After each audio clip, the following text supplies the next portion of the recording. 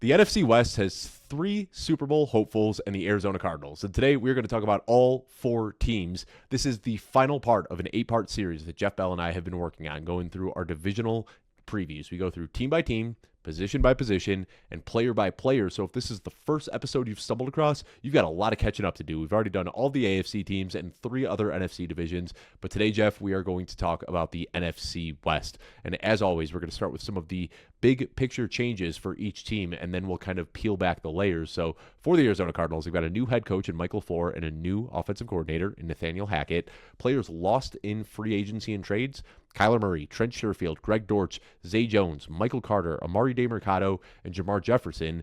They brought in via additions Tyler Algier, Gardner Minshew, Kendrick Bourne, Devin Duvernay, and Tegan Quintoriano. And then in the draft, 3rd overall pick on Jeremiah Love. They spent a round 3 pick on Carson Beck, and then a day 3 pick on Reggie Virgil. Jeff, we always start by talking about the quarterbacks here. So I don't even know if you can answer this question, but who do you expect to start the most games for the Arizona Cardinals this year? I do expect Jacoby Brissett to start the most games for the Cardinals. I think it's Carson Beck being a 3rd-round pick. Certainly we will see Carson Beck at some point this season. There was talk when they drafted him that they kind of wanted to redshirt Carson Beck, and maybe the Cardinals didn't realize what they had drafted because, if you might want to draft a redshirt a 1st-round pick like Ty Simpson, who we'll talk about, but if you're going to the 3rd-round pick and you're a bad team, I don't know that redshirting the 3rd-round pick quarterback should be in the plans, but I do think we'll see Carson Beck at some point. Jacoby Brissett, from what we saw last year, and I think it's interesting because we've seen Jacoby Brissett be a starting quarterback for stretches in New England, for stretches in Indianapolis, and that was a lot different player than what we saw last year for Arizona. That being said, they weren't exactly trying to play winning football with Jacoby Brissett last year. Yeah, and I don't know. I mean, you don't want to say a team has thrown in the towel at the end of June. We're recording this on June 30th.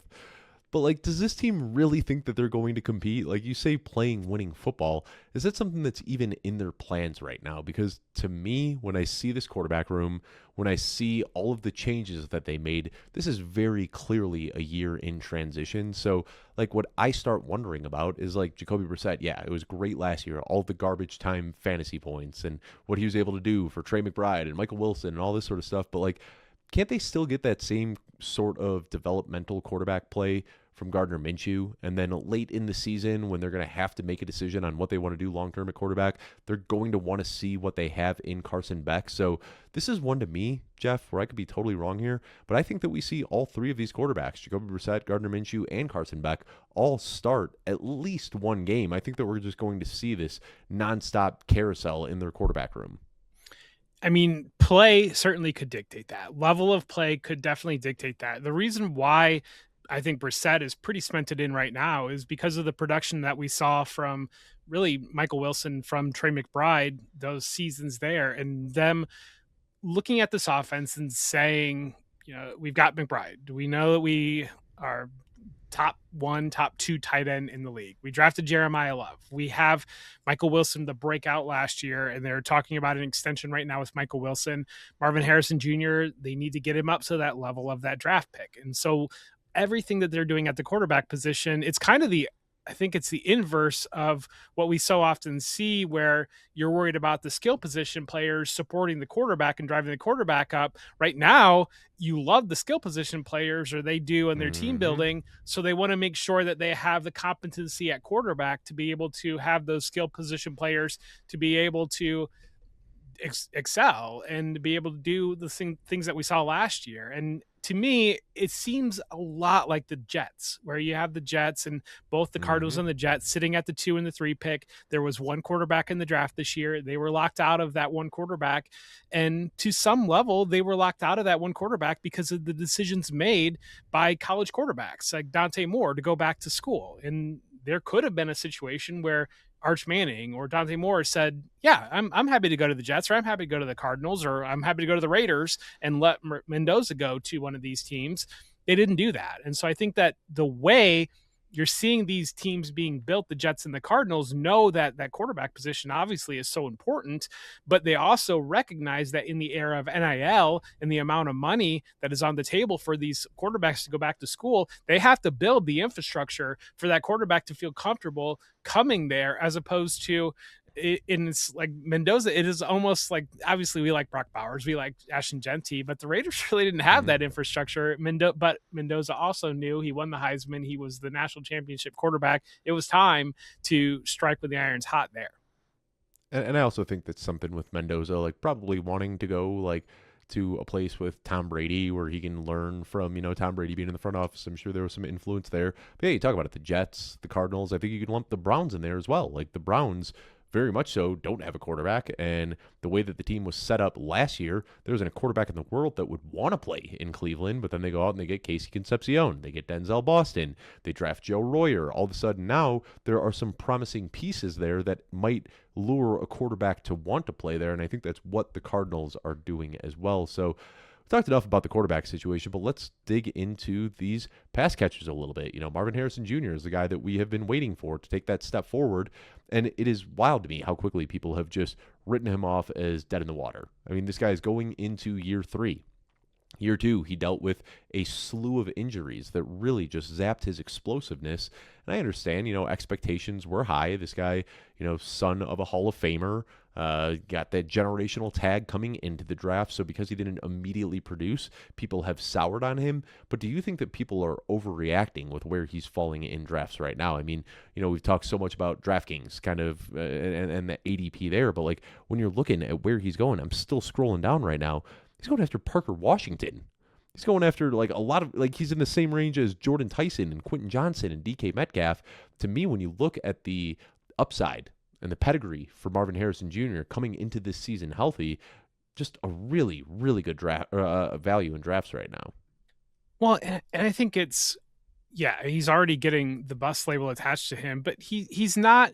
I mean, Kevin White with the Bears. He's not Kevin White with the Bears. He's not some of these other busts that we've seen be outright. These guys don't deserve to be on the field. They don't belong on the field. We have seen Marvin Harrison Jr. Yes, he hasn't lived up to expectations, hasn't lived up to his draft status, but at the same time, he has made some pretty spectacular splash plays at the NFL level. And it is more of an issue of consistency and eliminating the drops and eliminating those types of mental issues that are kind of getting in his head right now. I think one of the things, I mean, I'm the Ohio State guy, but one of the things at Ohio State, there were so many times when you would see a ball and instinctually you would think the quarterback threw that out of bounds. Like, I don't need to pay attention to this play.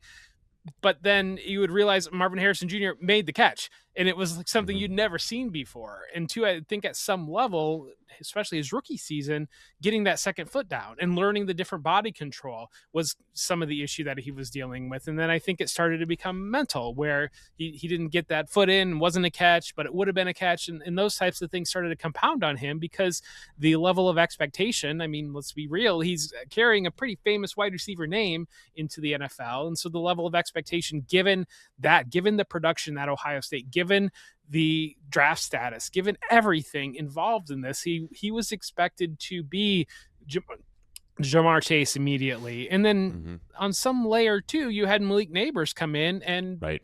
immediately produce in ways that Marvin Harrison Jr. was not. And so I think that there were a lot of things swirling there. And we had talked about previously, Quentin Johnston was drafted much later, but still a first round pick, that there was a lot swirling with him.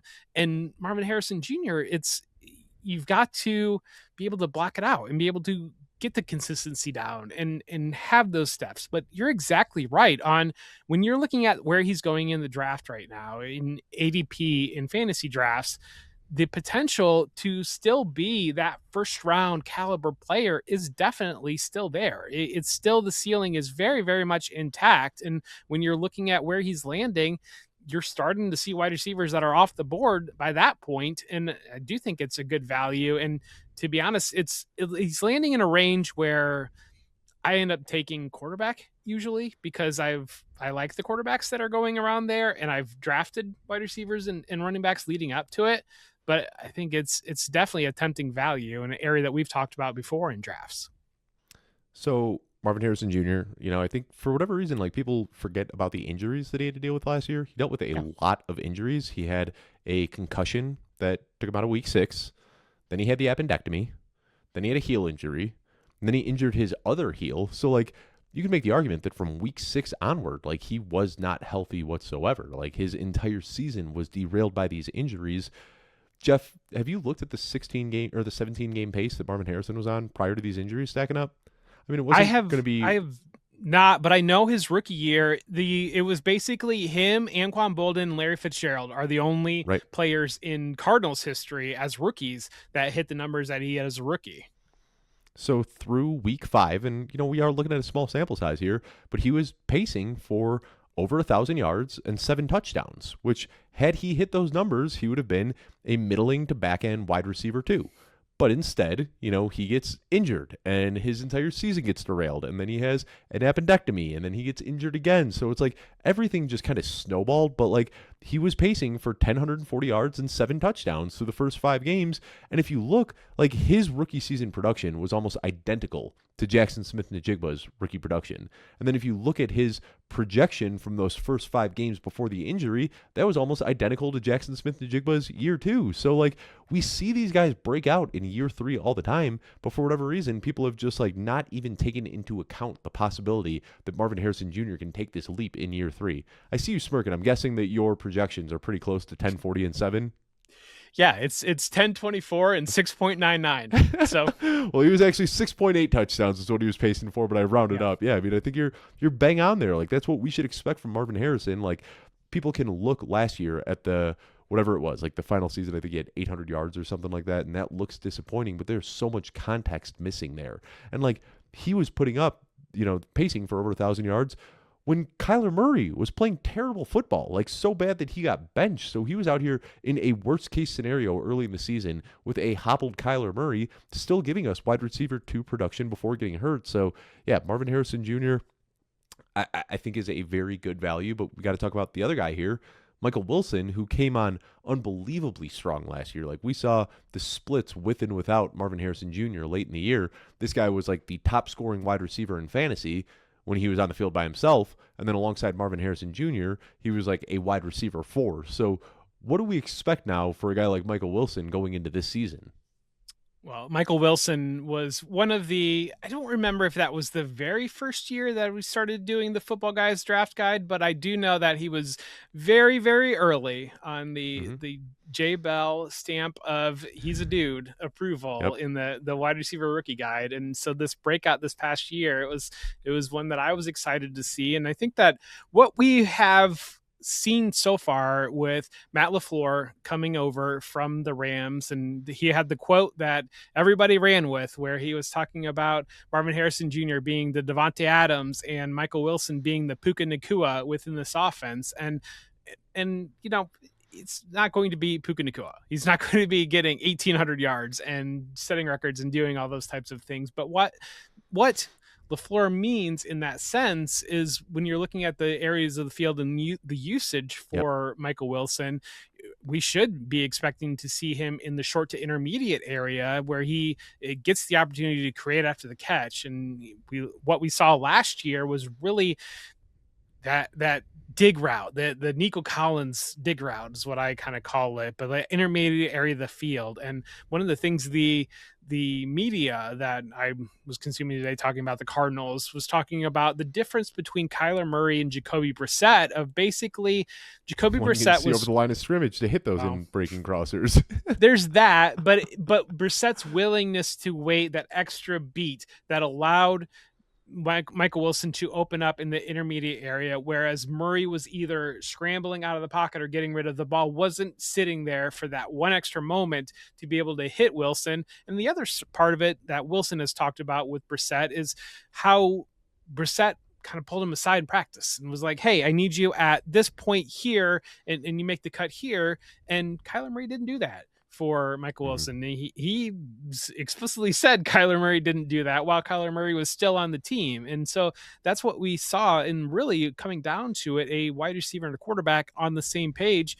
You had a veteran quarterback and a receiver, Michael Wilson, in that third year of really putting everything together that I think it was his third year, maybe it was his fourth year. I don't even remember at this point, but that level of experience matching where his skill set and being able to take that forward. And I mean, I think he's a good value right now. I think certainly when you're looking at having Trey McBride here, we'll talk about him, having Marvin Harrison Jr. I mean, there starts to be a pretty narrow path to actual high fantasy upside, and definitely relative to what he did with Harrison Jr. out of the lineup, but he could still be approaching 800 to 1,000 yard ceiling. So we've talked about Marvin Harrison Jr. We have talked about Michael Wilson, and I don't think there's another wide receiver that matters here, Jeff. Obviously, the wide receiver one of this offense isn't a wide receiver at all. We haven't even talked about Trey McBride yet. We expect him to be the guy to kind of lead this here. So if we've got Trey McBride getting a massive chunk of the target share, Michael Wilson and Marvin Harrison, both full-time receivers, are we even thinking about the Kendrick Bournes and the Reggie Virgils, or are those all guys that are just like complete flyers in fantasy? I mean, they're complete flyers. Virgil is a player that I did like in the rookie guide, and he landed, I think it was 6th round that he landed. I mean, he does need to beat Bourne. You've got Bourne coming over, and Bourne understands this offense. This is the McVay, this is the Shanahan coaching tree offense that Bourne has operated in previously with San Francisco. So he's got a level of understanding there in the offense. And I believe there was overlap with him in New England. Yeah, I'm pretty certain there was overlap with him in New England and Brissett, because Brissett starting at quarterback before Drake May came in right after Kendrick Bourne had gotten a big free agent deal in New England. So there's a level of familiarity there. I think Bourne within the system and with Brissett. But at the same time, I mean, we know what Kendrick Bourne is at this point. We've had the opportunities for him to break out. If they signed Mac Jones, we're excited.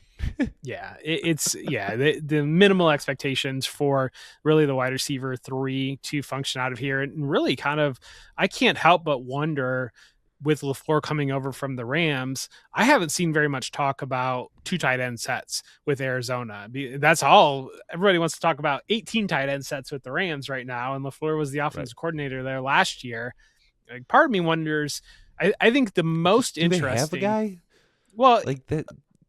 Elijah Higgins could be interesting in the sense that if they were to treat him as an Isaiah Likely and kind of really lean into that, and him being kind of that fourth piece, that fourth, he was a former receiver at Stanford before transitioning to tight end. So he could be interesting. Tip Riemann is a punishing blocker. Lineman. And so, he's extra lineman basically. But I think, but the exciting thing about that is not having kind of, we already talked about New England and having the cast of characters that New England has.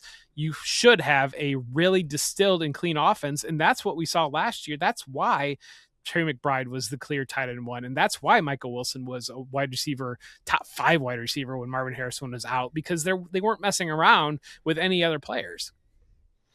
So I guess the question for you, Jeff, now that you have finalized your projections with all these players, so much talk has been about Brock Bowers and VBD. We just did an episode with Joey Wright on that earlier this week, and we talk about the huge positional advantage you can get from a Brock Bowers compared to the rest of the tight ends. How big is your gap there between Brock Bowers and Trey McBride? Because we saw last year, Trey McBride was the tight end that broke fantasy football, but everything broke right for him. He got a quarterback that was hyper-targeting him. Marvin Harrison Jr. was hurt. The touchdowns broke in his favor. So are you expecting Brock Bowers and Trey McBride to be pretty tight atop the tight end rankings, or do you have a sizable gap there for Brock Bowers? I have near 50-point gap between Brock Bowers and Trey McBride. And it is, I did a Brock Bowers spotlight. I'm very high on Brock Bowers. You can find that on the site, but it really comes down to Brock Bowers, as I'm building this projection model out, landing with Clint Kubiak, who we saw hyper target Jackson Smith and Jigba, and looking at the surrounding cast of characters with Brock Bowers. You've got a coach who's basically proven the concept of hyper targeting one player. And then I think on the other end, you have these 2 receivers, and I think both of them being healthy, they're going to eat some of the target share. And I do have this Cardinals offense very distilled down to the 3 of these players having targets here. But there's a comfortable gap. There's about 2.5 to 3 points per game or so between Bowers and Trey McBride. And I mean, I've got Colson Loveland real close to Trey McBride.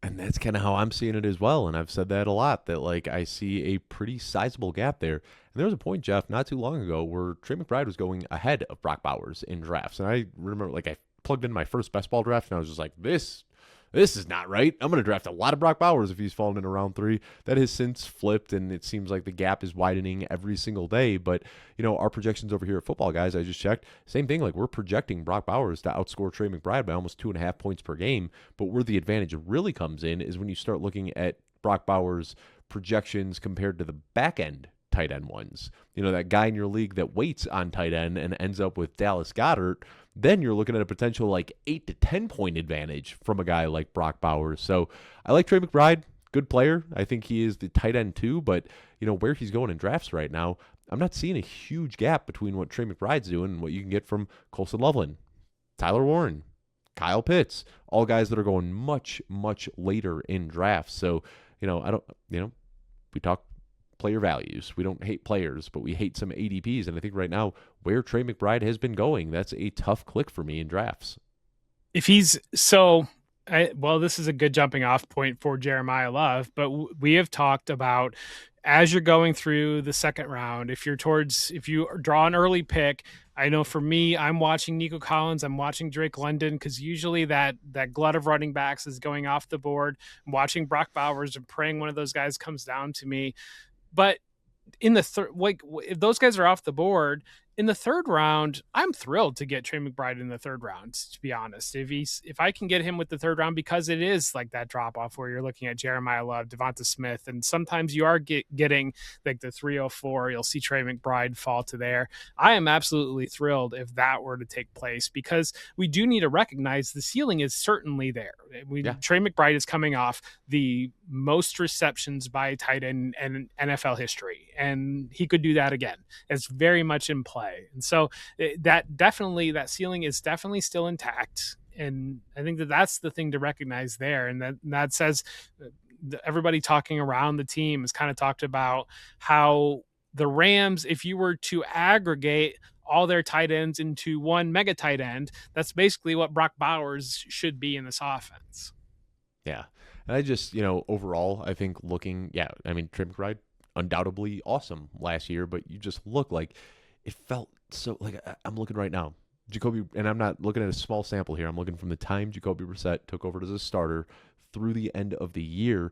He was pacing for 685 pass attempts. I mean, like, this team was just in garbage time every single week, and they were just racking up so much junk volume that it's hard to expect that again. So you kind of expect just regression as a whole for the entire offense. But because you mentioned his name, I think we've talked enough about the receivers. We've talked enough about Trey McBride and, of course, the quarterbacks. Let's talk about Jeremiah Love. This guy gets that immediate generational billing. You look at his draft capital up there with Bijan Robinson and Jahmyr Gibbs and, guys that we have seen just immediately come in and smash at the NFL level. I have a little bit more concern here because we have the Cardinals offensive line ranked as one of the worst units in the league.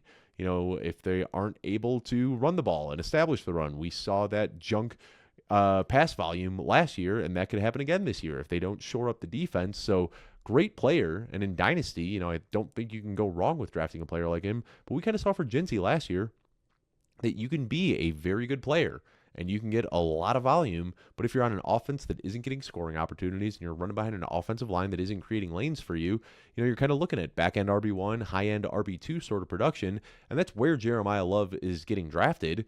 Shout out to drafters who I think kind of have this one nailed, but I was expecting Jeremiah Love, given that top 4 draft capital, to sneak into like round 1 of fantasy drafts, and I think everybody kind of has the same concerns after seeing what happened with Jinsey last year. It seems like everyone's pumping the brakes a little bit, knowing that the upside could be capped this season. Well, and that's the key point there of what happened with Genty and not delivering on that first round ADP. And we've already talked about Marvin Harrison Jr., but Marvin Harrison Jr. didn't deliver on that first round ADP that he was carrying. I remember when he came out, so many drafts were going Marvin Harrison Jr. and Puka Nacua at the 1-2 turn because they played each other in week 17, but that's where a lot of ADP was landing there. And so you've got back-to-back years now where the rookie that was carrying all this momentum and weight did not deliver on that draft billing. And what did we hear the last couple of off seasons is rookies win your fantasy league. And I think what people failed And to they swung understand is so hard. Yeah. and it's gone back to where it should be, because yes, rookies can win your fantasy league, because at the end of the season, you get these rookies that are coming in fresh, or these players that kind of were reserved for over the first half of the year, and you drafted them in the ninth round, and all of a sudden you've got Brian Thomas Jr. smashing at the end of the year that you took in the ninth round because he was off the radar a little bit. But when you say over and over again, rookies win your league, and so you take them in the first round because they win your league, then rookies lose your league because they don't produce over the full year in similar ways that we do see the top end players produce. And we saw, we did get lucky. Like Najee Harris comes in, immediately smashes, just gobbling up targets from a noodle-armed late career Ben Roethlisberger. And then we see Jamar Chase come in and smash. We see Justin Jefferson come in and smash. We see Jahmyr Gibbs come in and smash. And then what happened? Marvin Harrison Jr. didn't. And Ashton Jinty didn't. Bijan Robinson didn't. And now it's like we're so goldfish brain, Jeff. Like we I swear people can't look back more than 2 years at what happened, because like Malik Neighbors, Roma Dunze, Marvin Harrison Jr., all of these guys were getting steamed up in like the back half of round 1, top half of round 2 in fantasy drafts. They don't live up to the expectations, and now you're getting Cardell Tate in round 7. And you're getting Jeremiah Love in round 3 and 4, and it's just because like just over the last 2 years these guys haven't hit. Now we forgot how valuable they can be. So yeah, I think now there's very much so like league-winning rookies on the menu, because now we're getting these discounts here. But when we look at the rest of this backfield, this team went out and they spent up on Tyler Algier in free agency, and people were over the moon thinking that Tyler Algier was finally out of the the shadow of a top 5 running back, just for them to go out and do it again in Arizona. So, like, is there any expectation for Tyler Algier, James Conner, Trey Benson, or is this just going to be all Jeremiah Love? No, I definitely think that Tyler Algier is going to be involved, and I mean that's a knock on Love. And Yeah. I have Love. Dave, where do you have Love in your ranks? I should have had these pulled up if I was a true professional before we started recording, but give me just a second here. Because he's running back 17 in my ranks, and I've got him just slightly behind. Running back 15. Okay, yeah, slightly behind Breece Hall in scoring, and slightly ahead of Travis Etienne Jr. in scoring. And I think that's kind of, I mean, that's around where he's getting drafted, but it does seem he's going to be RB13 is ADP, so we're both a bit behind ADP. Yeah, and I'm comfortable being there because I do think Tyler Algier is going to be involved, and I think that this is going to think that they're going to flip the switch overnight and going from being this offense that couldn't run the ball at all to an offense that looks like the Arthur Smith Falcons is. I don't think that that's going to happen. And when the passing comes down to it, I have a decent volume share for Jeremiah Love there, but it is an offense that we don't expect to be prolific scoring. And if he's going to be splitting the backfield with Tyler Algier, then yeah, it does create an issue there. And to me, Trey Benson's the guy. I would not be surprised at all if Trey Benson is released or traded. It seems like everything is heading in that direction. It seems like he has lost the faith of the organization because there were a lot of things swirling last year about whether or not he was as hurt as he seemed to be, and the availability. It seemed that everybody soured on him there. And I do think that James Conner's kind of in that stage of his career where he'll play for free more or less to stay in Arizona. He's got going to punch in like 8 touchdowns this year, isn't he?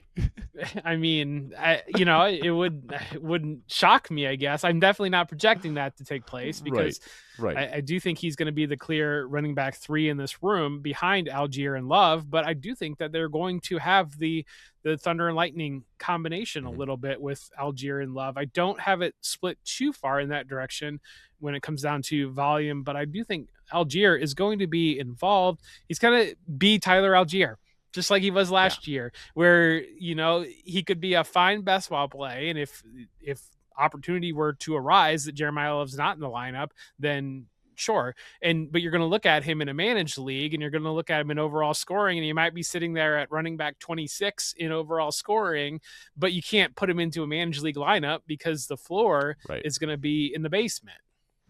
And I mean, he's worth a look in redraft just on the contingent upside, like the injury away upside, I think is why you'd still draft him. But yeah, I think as long as Jeremiah Love is healthy, he's just a guy that you keep stashed on your bench. But Jeff, I think we've talked enough about the Arizona Cardinals. You ready to move on to the Los Angeles Rams, or do you have any final thoughts here? Well, I think the biggest thing with the Cardinals is going to be at that quarterback position, and what do we see from Brissett? Does Brissett allow the pieces to be elite in the same way that they were last year? Does the environment allow that to happen?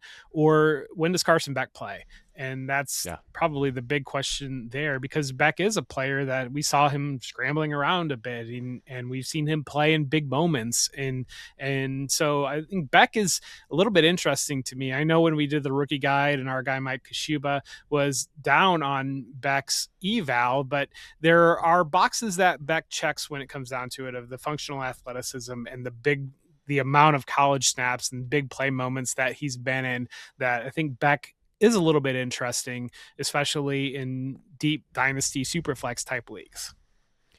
Well, let's talk about the the Los Angeles Rams, and not a lot changed here. LaFleur is out of the picture. There's going to be a lot of intra-divisional coaching moves that we're going to talk about today, and one of those is LaFleur, who headed over to the Cardinals. They promoted Nate Scheelhaus from within, so he was their passing game coordinator last year. He is now their offensive coordinator. Of course, Sean McVay is still there. Players lost in free agency: Jimmy Garoppolo and Tutu Atwell. Players added in free agency, I had to double check this, Jeff. Nobody, not a single offensive skill player was added in free agency. They are bringing back all of the same players from last year, aside from a handful of rookies. Yet. We'll talk about that, yeah. But they brought in Ty Simpson, 13th overall pick, quarterback. Max Clare was their second-round pick second-round pick tight end, and then they brought in wide receiver C.J. Daniels in day 3. So a pretty quiet offseason for the Rams, but when you're within a game of the Super Bowl, I don't think you need to make any drastic changes here. So what do we have to say about Matthew Stafford? I had Chris Harris on my show a couple weeks ago, Jeff, and Chris Harris, good friend of ours. I was talking, and we were talking through different players and whatnot, and he was talking about writing the almanac, and Matthew Stafford was a player that he's like, there's some of these players, like, I want to look at what Devin Neal did last year, because this is a player that I'm not familiar with, and I want to see what he does in the NFL.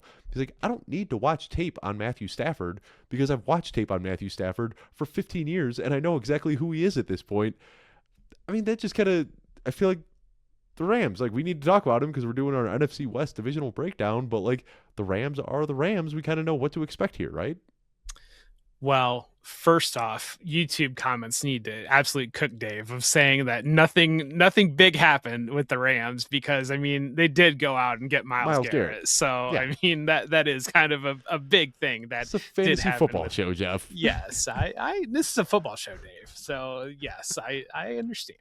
But on Stafford, to really the season that he delivered, I was absolutely thrilled that he won the MVP, because he got that last feather in his cap. He's going to end up on the all-time list extremely high. If you go back to, I think it was the Aaron Rodgers episode, we talked about some of the numbers where he could be ending up in the all-time passing yardage and touchdown and all those types of things lists. And he should, assuming he plays more than just this one season, he will probably pass Stafford or pass Rodgers and will be top 5 in most everything. So having that MVP really changes the conversation about what he was able to add late in his career. Between that Super Bowl that he did win a couple of years ago and then adding that MVP pushes him up a level that if he didn't have those things, he would have been looked at just as an accumulator, as a guy that went out and played in pointless games with some good players and put up some good numbers.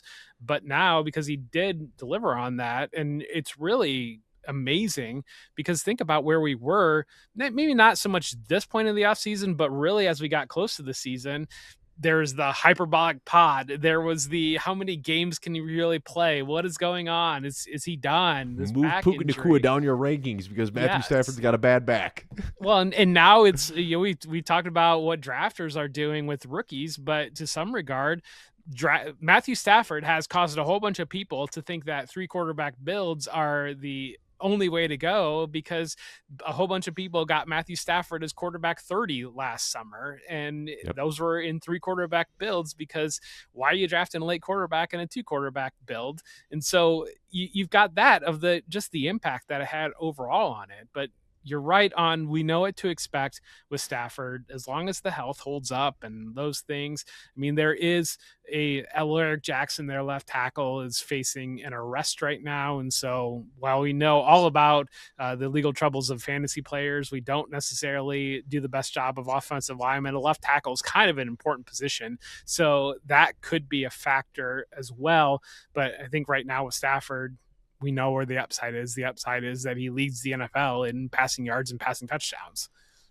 So I will be the wet blanket on Matthew Stafford this year because now we are drafting him off of what he did last year. And to me, like I remember 2 years ago, Jeff, Baker Mayfield was a top 5 fantasy quarterback. And then the next year, everybody was drafting Baker Mayfield as a QB1. And I said, when I look at what Baker Mayfield did in 2024, I see a career high touchdown rate and a career low interception rate. And what we see is that those things tend to balance over time. Like we get these outlier seasons. Matthew Stafford, we're not looking at a small sample size here. This is a guy who's been in the league for a long, long time. And last year, he had his best touchdown rate ever. He had the second best interception rate of his career. So if you want to make the argument that Matthew Stafford just suddenly became the best quarterback in football at 39 years old, and he's going to continue that for the next few years, you're allowed to make that argument. But my guess is that, we're going to see that regress even just a little bit back down to his career averages. And if that happens, there's no rushing upside here whatsoever with Stafford. So we know that that puts a cap on the ceiling. So, I don't dislike Matthew Stafford, of course. Like he's a Hall of Famer. He's one of the best quarterbacks in football right now.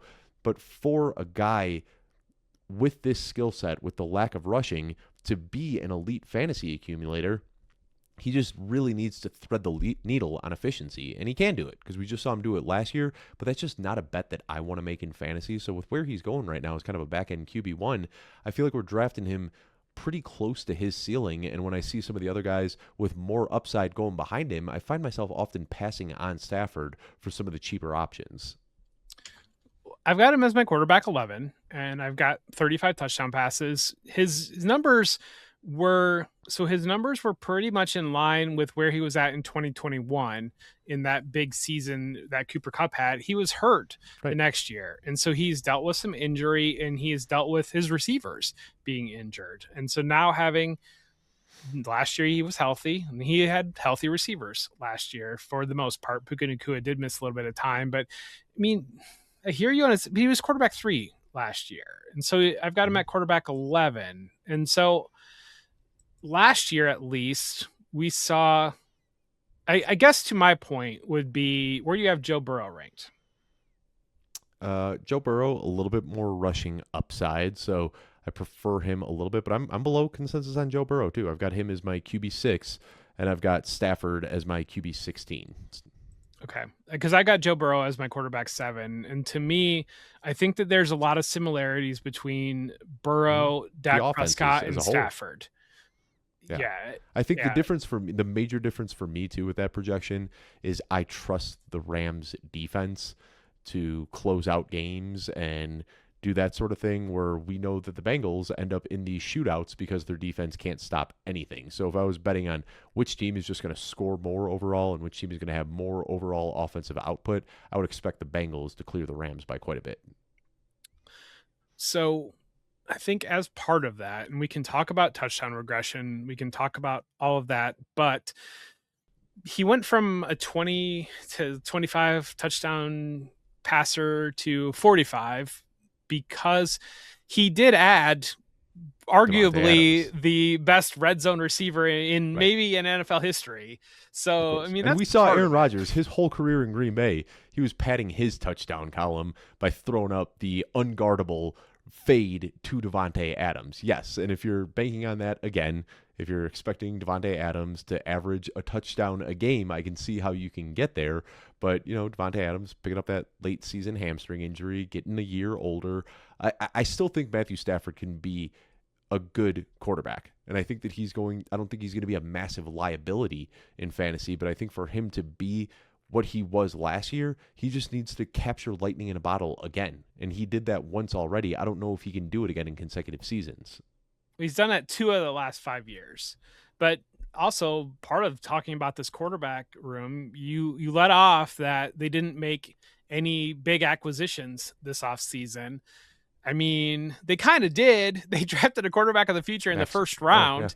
So, I mean, that kind of is a big draft pick there. And we know, I mean, the reading the body language reaction is what it is for everybody involved there. But as part of it, you make your guy feel better. You let him go be NFL MVP 2 years in a row. So I think it's in play. And I'm not drafting Stafford very often, to be honest, because I like the value that you can get on Jaden Daniels, and I like the overall upside there, or I like the value that you can get on Jalen Hurts and potential upside, the dual threat ability there, or I like to just punt, or I like the value on Bo Nix. And so there's guys that I like the value that have around later. Yeah, that have the rushing. And so for me, yes, I am passing on Stafford, quarterback 11 for me, but the reasons of the upside are still the reasons of the upside. Yeah. Talking about the receivers, Jeff, you might know this, you might not know this, but did you know that since Puka Nacua came into the league, he is outscoring every wide receiver on a per game basis?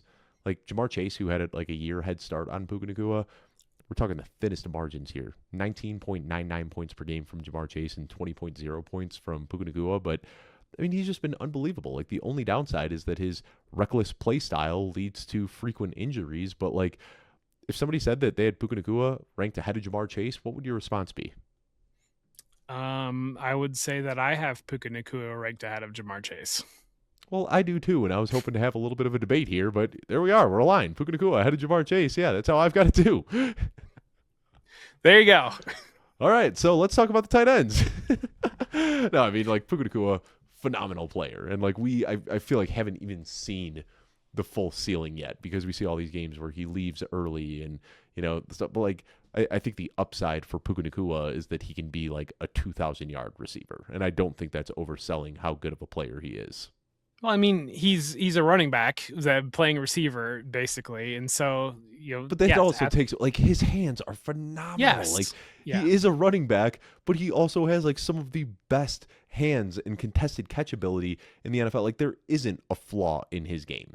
Yeah. Well, and we're approaching like Tom Brady territory of people being like, I knew Tom Brady was going to be good. And it's like, well, if that were true, you wouldn't have let him go the 6th round. And like Puka Nacua, I mean, I talk about Michael Wilson was a deep hit of mine. I missed on Puka Nacua coming through as a rookie because the separation, those types of things. I wasn't sure that it was there, but at the same time, I acknowledged he landed in the best possible scenario for him to land in to hit, and how much of that has led into it. But at the same point of no matter what victory lap could be taken on Puka Nacua, people weren't drafting him in the first round of their rookie drafts. And so it was somebody that we all kind of collectively were low on, even the people that hit on it. And so, yes, but exactly. Everybody, Puka Nacua was on the radar for everybody just because his rookie season, that drumbeat was deafening. Like, you would like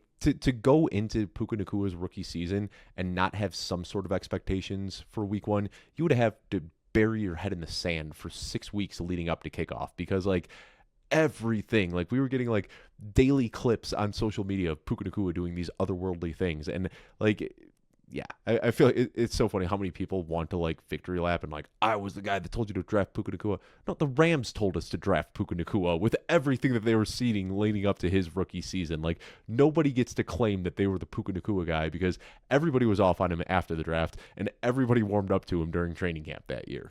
Exactly. But I think so Nacua is fascinating in kind of some of the things that we talked about with like yards per route run or like development of wide receivers, because the Rams asked Puka Nacua to do one very specific thing for most of his rookie year, and he absolutely crushed at that. And so you can watch, if you want to understand just development of a wide receiver and how an offense develops a wide receiver, builds around a wide receiver, and keeps them in a limited production well, not even limited production, because production was amazing, but limited They were just spamming the routes. same play 22 times Yes, per game. exactly. He was doing like a basically curl smash or vertical. It was what they were basically asking him to do. And now they're asking him to do everything in the wide receiver book. And I think that it's adding Devontae Adams there is so valuable. It changes so much of this offense. And really, because you had Cooper Cup previously, and Cooper Cup fantastic at the things that Cooper Cup did during his prime, when obviously one of the most productive receivers in NFL history during his prime, but very limited. He had to be that slot receiver, and kind of him as a mentor wasn't going to allow Puka Nacua to develop in the ways that Puka Nacua can, whereas Devontae Adams, very much that receiver that can do everything. And so by adding Devontae Adams, not only that completely unlocks the entire offense, because and the Rams are one of my training camp teams. I can pontificate about Yeah. the Rams all day long, but the Rams are a passion project of mine. I absolutely love the Rams. But so what Devontae Adams does with Puka Nacua is it mentors Puka Nacua and allows Puka Nacua to develop and become that all-around receiver that can impact the game at every single area that a receiver can impact the game. But also it frees up that ability of having Devontae Adams on the other side. Now you have two of those players. You're not role limited on either of your outside receivers or either of your primary receivers. And that opens up the entirety of the ability to have multiple tight end looks, multiple different receiver looks. And it really changed, I think, the philosophy of the receivers that they're going out and adding, because adding Kanata Mumfield later in the draft in 2025 and then adding CJ Daniels in 2026 are a massive departure from where they were previously, with Tutu Atwell being a very limited player, with Jordan Whittington being a limited player and what they offer you. They moved towards taking shots on these receivers that can develop in that profile, and we're going to move into tight ends because it really opens up their ability to play multiple tight ends and to really get into a point in what Sean McVay has always wanted to get to. And you can go back to when he drafted Tyler Higbee and Gerald Everett right when he took over. And basically Cooper Kupp was just so good that they defaulted into this 11 personnel. But Sean McVay has always wanted to have personnel that can be multiple, that they can switch between being a power run team or a spread offense with the same players, because they'll trap the defense, they will not substitute, and they will get up to the line. And that's where having the veteran quarterback Matthew Stafford and having that level above of what Jared Goff was giving them.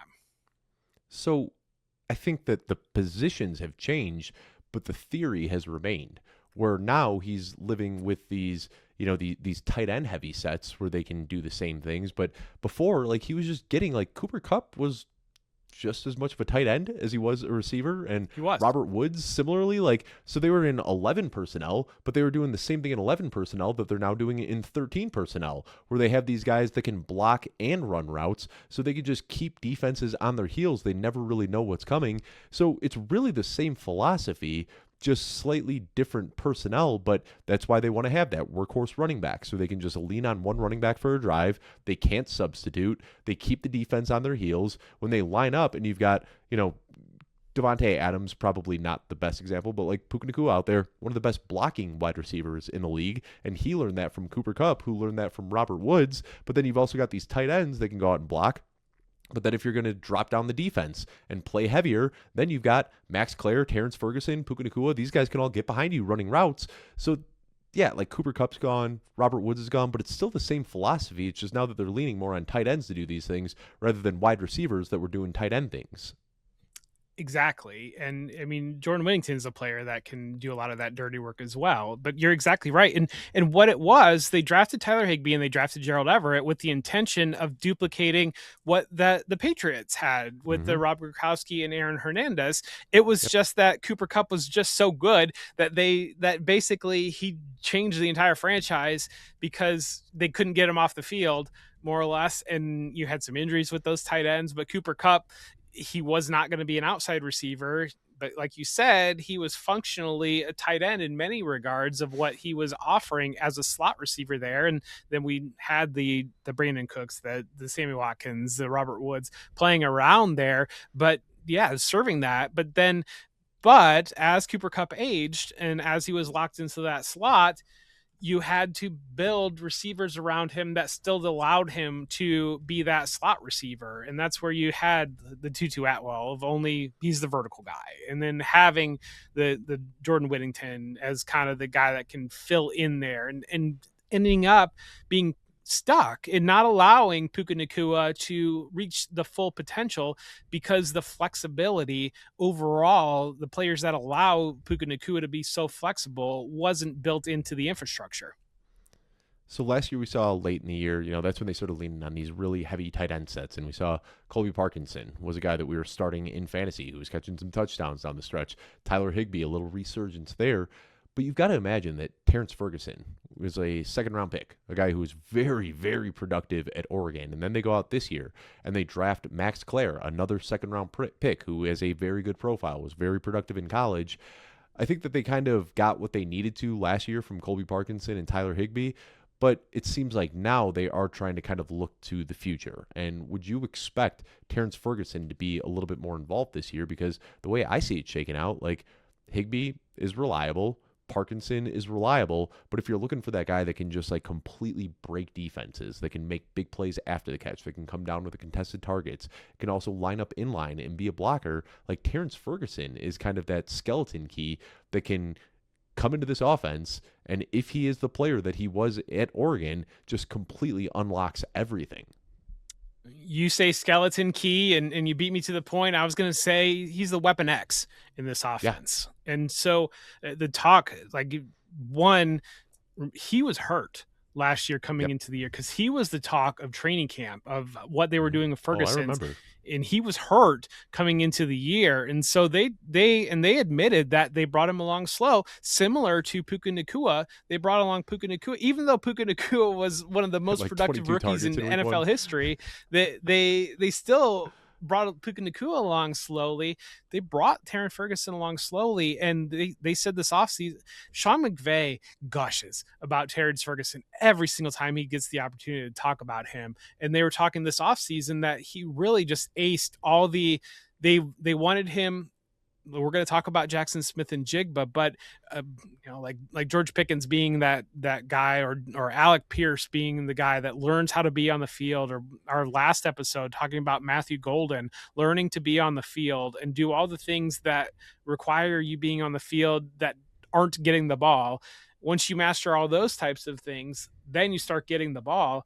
Ferguson vertically can do things that very, very few tight ends can do. And so as you start to unpack this, and you're having Puka Nacua is so prolific in the underneath game, and Devontae Adams is as well, now you can start to have Ferguson working over the top and serving as that vertical element there. You've got the blocking from Ferguson. And I do think that Parkinson will be kind of the other full-time-ish player. I think Ferguson should be in a position where he is playing all the time. He's not coming off the field. And then they kind of can rotate Parkinson. To me, drafting Max Clare, and I understand if you see the drafting Max Clare and you were to think, well, maybe they think Terrence Ferguson's a bust. They went out and they went and got another tight end. To me, that is the backfill of basically now you can have Clare come in, who is a player that we saw him be a primary receiver at Purdue and then also serve as a secondary player. Clare gets now like the remedial course and learns how to be on the field and learns how to be that supporting player. But because you now have Clare having that diverse skill set, you can really lean hard into featuring that with Ferguson in your offense, because you run into, and I think this is one of the reasons why we don't see a lot of production from tight ends in college, because it's hard to find these tight ends that can be very productive. And one of the things, these offenses can think and talk about 13 personnel or all these things, but you're at some point you're going to realize the wide receiver 2 is miles ahead of the tight end 3 on every single roster here. you have Ferguson as the ability to be that weapon X, that skeleton key that can unlock everything, that can be the blocker there, that can shoot downfield and open up vertically. I know we're pacing for 2.5 to 3 hours, Dave, but we're talking about like the Rams are my passion project. So I will not be talking this much about the other teams. But Ferguson can allow that flexibility. Claire backfills it. And so if something were to happen to Ferguson, you're not completely shot on what you have being able to offer in this offense. And then in time, you get to a point where Claire and Ferguson are your two guys out there that both have the ability to block and both have the ability to impact the passing game. And all of a sudden now you've got the Sean McVay, what he really wants of having two receivers, two tight ends that really are versatile across the board, and defenses forget about it. You're in trouble. And you know, I've talked about Ferguson a lot. He was my tight end 3 in last year's class. Big fan of him. And the one stat that like just keeps jumping out to me, he averaged over 9 yards after the catch per reception at Oregon.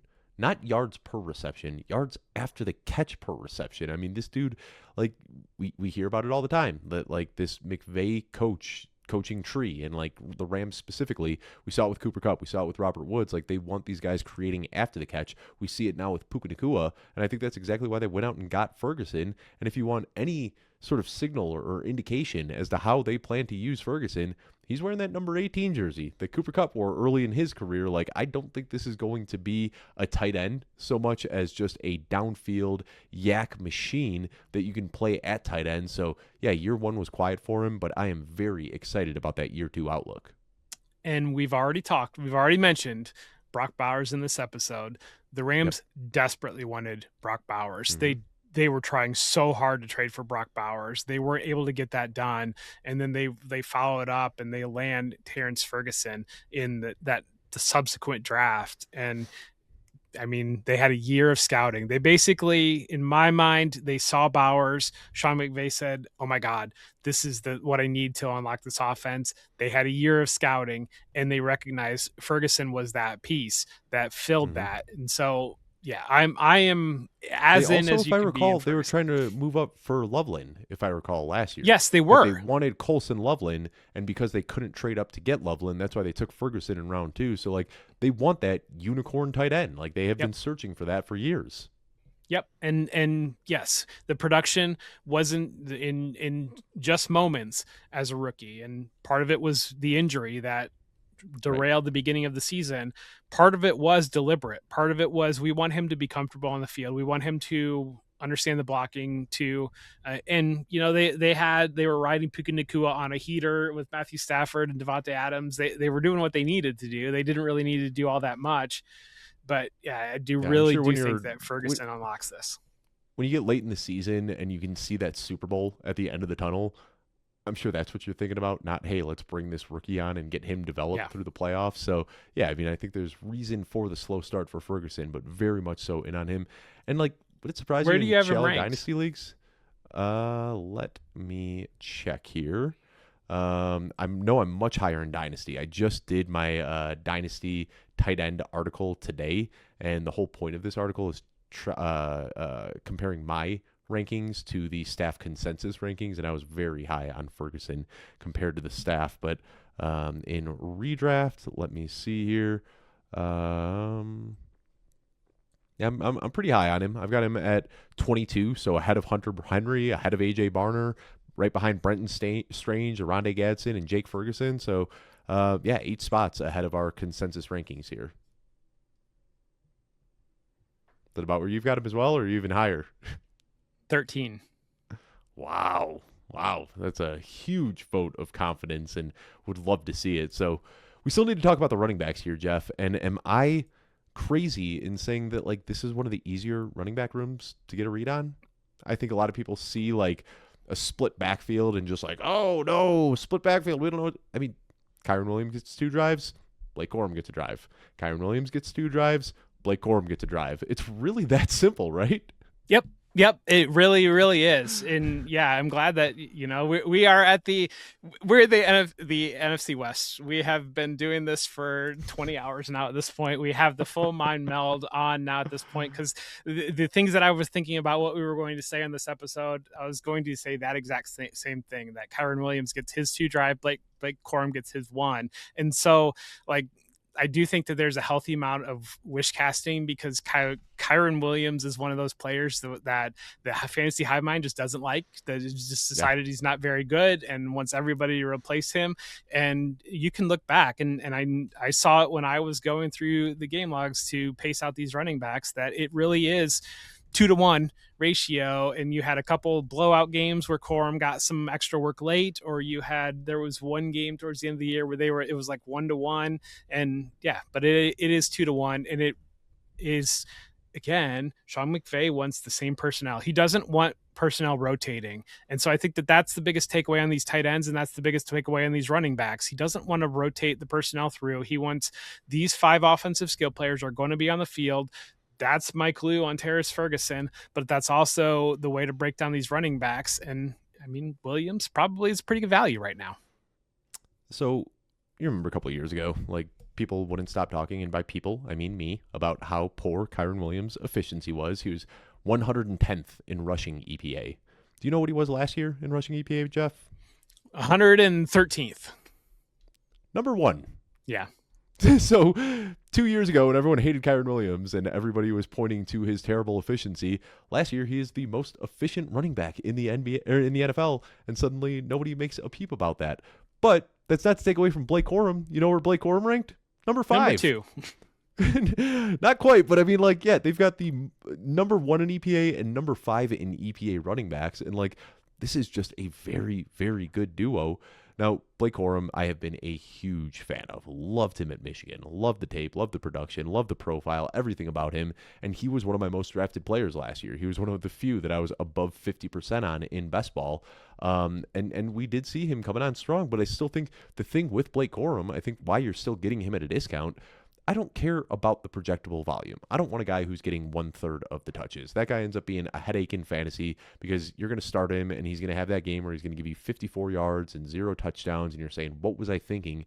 But the upside with Blake Corum is Kyron Williams hasn't missed a game since Blake Corum was drafted. And I think that's, I don't want to say hope, but if Kyron Williams has to miss any time, that's when we see, like, Blake Corum now has earned the trust of the staff. Like, they use him on entire drives. They use him in the passing game. They use him at the goal line. So if something were to happen to to Kyron Williams or to Blake Corum, if something happens to either of these guys, the other immediately becomes what, a top 7, top 8 fantasy running back? Yeah, for sure. I mean, lock it in. We saw Kyron Williams in this backfield by himself, and he was locked in as a top 10 option easily. And you would have the same thing. And they kind of like Jarquez Hunter, but I mean, you didn't really get an opportunity too much last year. Ronnie Rivers is just that guy that doesn't go away for Sean McVay. So, but you would have, I think, strict bell cow usage if one of those 2 running backs were to go down. Well, let's talk about the San Francisco 49ers, Jeff. No coaching changes here. They're running everything back. In free agency, they lost Brian Robinson Jr., Juwan Jennings, Kendrick Bourne, and Sky Moore.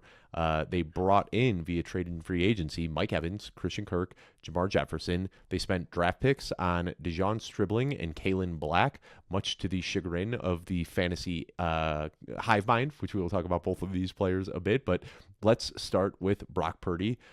Brock Purdy is quietly just like a top 5 per game quarterback every year in fantasy football. And I'm just going to ask you the same exact question that I asked Joey Wright when we were doing our quarterback positional tiers and rankings episode a couple of weeks ago. Why do fantasy drafters not respect Brock Purdy? It just seems like every year this guy's getting drafted way below where he should be getting drafted. I mean, the Mr. Irrelevant storyline, the view that he was put in with all the pieces around him, and he was basically being able to play on easy mode. It is what I think overall, the ability to play on easy mode because of having Christian McCaffrey, having George Kittle, having the pieces around him, and that didn't recognize the overall ability that Brock Purdy has. And now probably what you're seeing is as those pieces move away, as you're having Christian McCaffrey get older, as you're having George Kittle dealing with injury, as you're losing the receivers or bringing in Mike Evans because you didn't have any receivers, can he still do it? Because the overall belief that he was Mr. Irrelevant, that he was only propped up because the pieces around him. But I mean, we saw Jimmy Garoppolo have those same pieces around him, and Jimmy Garoppolo wasn't giving us top 10 quarterback seasons, top 5 fantasy quarterback seasons. I mean, Brock Purdy is a very good football player. And there's also some rushing upside there. Nobody's confusing Brock Purdy to be a Lamar Jackson or anything like that. But, I feel like that's really what separates like the QB2s from the QB1s nowadays is like if you can just get that little bit of rushing on top of what you're doing as a passer.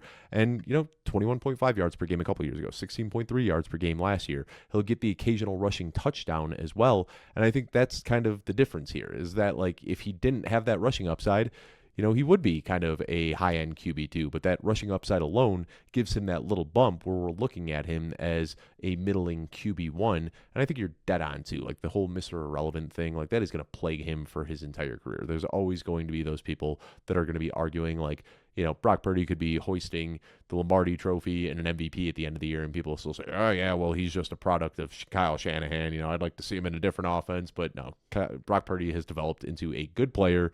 He has deserved the extension that he got.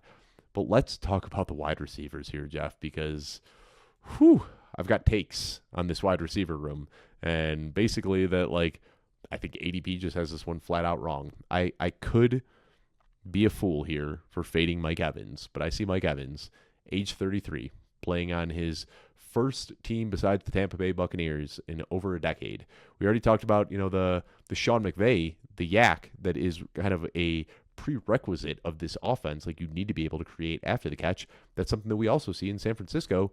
Last year, out of 122 qualifying receivers, Mike Evans was 121st in yards after the catch per reception. So I see the out here. If you can get a Devontae Adams type of season where he's averaging a touchdown per game, but without the target share, with the target competition, with the lack of yards after the catch ability, I just really struggle to see how Mike Evans can pay off in the San Francisco offense. He can pay off because he's playing with Brock Purdy and he's playing with in a Kyle Shanahan offense, and they know what to do there. I've got him projected. Guess what number I've got it projected to, Dave? For touchdowns or wide receiver ranking? Just yards, Dave. We only care about yards with Mike Evans. I'm going to say 998.5. 1,007 yards. So I mean, fudge those numbers, and that's the other. Like, I don't want to like make that the whole crux of my argument. Is just like the streak's over and he's dead, but I do think there's some narrative there. Like I'm sure that. I mean, we saw them like drawing plays up in garbage time in week 18 to help him hit 1,000 yards. I think with that streak broken now, like, I don't want to say that he's just going to like give up on playing football, but you got to wonder, like, that changes things up knowing that he doesn't have to keep that streak alive anymore. And I wonder if this is just the beginning of the end for him. I have not been drafting him at ADP. So definitely he is a fade at ADP for me. I've got him at 1,000 yards almost exactly. I've got him just shy of 7 touchdowns. I mean, eerily similar numbers to Marvin Harrison Jr., kind of just a little bit behind Marvin Harrison Jr. When it comes down to it, what else? Obviously with Ricky Pearsall, we've seen him flash in moments. Christian Kirk, what else is still there? That's a major question in this room. And then John Stribling is, I mean, that to all the jeers that came to him coming there, the camp reports on him were kind of mixed, where there were a lot of big plays that he was generating by getting downfield, but at the same time was very, very clunky in and out of his routes. And I don't know, sometimes I don't know. I've said it before, but sometimes I feel like beat reporters can have a little bit of agenda on if they didn't like the pick, then they're going to notice the bad things. And if they didn't mind it, then they'll notice him blowing up for big plays downfield. But especially the 49ers beat. I was just talking with somebody about this the other day. I forget what show I was on, but I literally just had this conversation about like the 49ers beat has like a vendetta against their front office. It is so weird. Like I'm not, I pay attention to all 32 franchises. and I don't know if the Browns are kind of like that, but like there's such a tumultuous relationship between the 49ers beat and the front office. And like a lot of it, Grant Cohn, I think, is hilarious. And he is a very opinionated beat reporter, but like he's getting cussed out by players. Like he is putting John Lynch on the defensive during press conferences. And then I feel like other beat reporters kind of like feed off of that energy, and it is a very opinionated, just a weird beat. Of all of the 32 teams, like the 49ers are one of the hardest ones to get a read on because their beat is very opinionated. It's funny that this is a tangent, but like the Browns, like I think Mary Kay Abbott is like the voice of the Browns ownership basically in front office. Yes. And then everybody but her has gotten kicked out of like everything. Like I think it's like Tony Rizzo or somebody is gotten kicked out of like everything, basically everybody but Mary Kay Abbott. But that's not, and that's also point. But we'll stay on this tangent because that's what we do. Like beat reporting has just changed so much over the years. Like I grew up reading the Chicago Sun-Times and the Chicago Tribune as a kid, and Nick Friedel was my favorite Bulls beat reporter because he was just vicious. Like he would just shred the ownership and the general managers, and like there was no agenda there. Like he gave his honest opinions. And then over the years, we've seen, like you say, that like these beat reporters end up getting like boxed out and they lose their credentials. And if you aren't carrying water for the ownership, you end up losing out on opportunities. And I don't want to like divulge too much of the stuff that I've heard from people in the industry, but like people do feel like they need to kind of like white glove ownership and stuff now. And that's why you can get a guy like Grant Cohn who doesn't work for a major media outlet. He's got his own thing and he can kind of go out there and he doesn't have to answer to anybody and he can push back. But like one of these days, Grant Cohn might show up to the 49ers office and try to get in, and they're just going to say, no, you lost your credentials. And that's the risk that he is taking every time he does this. It's just now like to be a beat reporter, you kind of have to do a certain amount of water carrying for the team. And it has just drastically changed how we have to read these reports. I mean, we're not going to do an NFC West episode and talk about beat reporters without saying that Jordan Rodriguez, one of my absolute favorite beat reporters. Yes. And it was such a gem of like when I got onto the Rams training camp beat of like, she is so good and she breaks everything down for fantasy too. But you're exactly right. The Grant Cohn for sure. And the 49ers beat pounded John Lynch on this pick of Dejon Stribling and then followed out with Caleb Black as well. But back to the point that we were on about these receivers, it's really hard for me, even like, yeah, maybe Mike Evans shows up with a fork sticking out of his back. And maybe that is just where we are now with Mike Evans. Absent that, to rely on one of these other pieces or two or three of these other pieces to consistently keep Mike Evans off the field, I just don't really believe that's going to happen. And so that's where I think, maybe it's just brute force volume to get his way there. But like I said, I'm not drafting him in where he's landing. I think I don't know that I've drafted Mike Evans once this offseason. Same. And a lot of that just comes down to me being a big Ricky Pearsall fan. Like, I think, it's been very unfortunate situation since he has come into the NFL, but now he has picked up this injury-prone label when the reality is, like, he was healthy in all Florida. Like, he picked up that late-season shoulder injury, so we kind of had this idea that he was hurt coming into the draft, and then gets shot in a robbery attempt. That is not a football injury. That is just a freak accident. And then last year was like his first like real football injury where he had the hamstring and the knee, and that all seemed like it was kind of compounded, and then it turned into a PCL thing, and it was just like one injury that spiraled throughout the season. So I think now he has kind of unfairly picked up this injury-prone label, but we got to remember that like when Ricky Pearsall went down with that knee injury last year, he was third in the league in yards per game. Like he looked like he was turning it on. Like we saw those games his rookie season where he just dominated against the Detroit Lions. Like, and I was talking with Matt Harmon recently on the Yahoo Fantasy Forecast, and he just like, we didn't even dig deep into Ricky Pearsall. He's like, you don't even need to know anything about film watching to just watch a 49ers game and say, wow, this dude is unbelievable. Like, I really think that's how good Ricky Pearsall is. Like, he just leaps off the screen when he is healthy and out there. So that's kind of it for me, is like, if Ricky Pearsall is healthy, if DeJon Stribling can go in there, and even if he isn't like demanding a huge target share, he's that Juwan Jennings replacement. He's a very good blocker that's going to keep him on the field. That I think, yeah, we're going to see Mike Evans out there, but Mike Evans has always kind of been this like low target share efficiency player. I worry that the efficiency isn't going to be there. So I like taking the cheaper bets as the entry points into this wide receiver room and drafting Ricky Pearsall. And if I miss out on Ricky Pearsall, waiting really late and drafting John Stribling, two guys that I think can have tremendous upside in this offense. Yeah, I've been drafting Stribling. I like that call out because you're in complete punt range when he's going down there. The way I've been approaching this offense is George Kittle and Christian McCaffrey, and Yeah, still them kind of too. going that Yeah. direction. And so that's where you are, Dave. You're convincing me. And as we were talking, I am adjusting my projection to figure out a way to get Ricky Pearsall.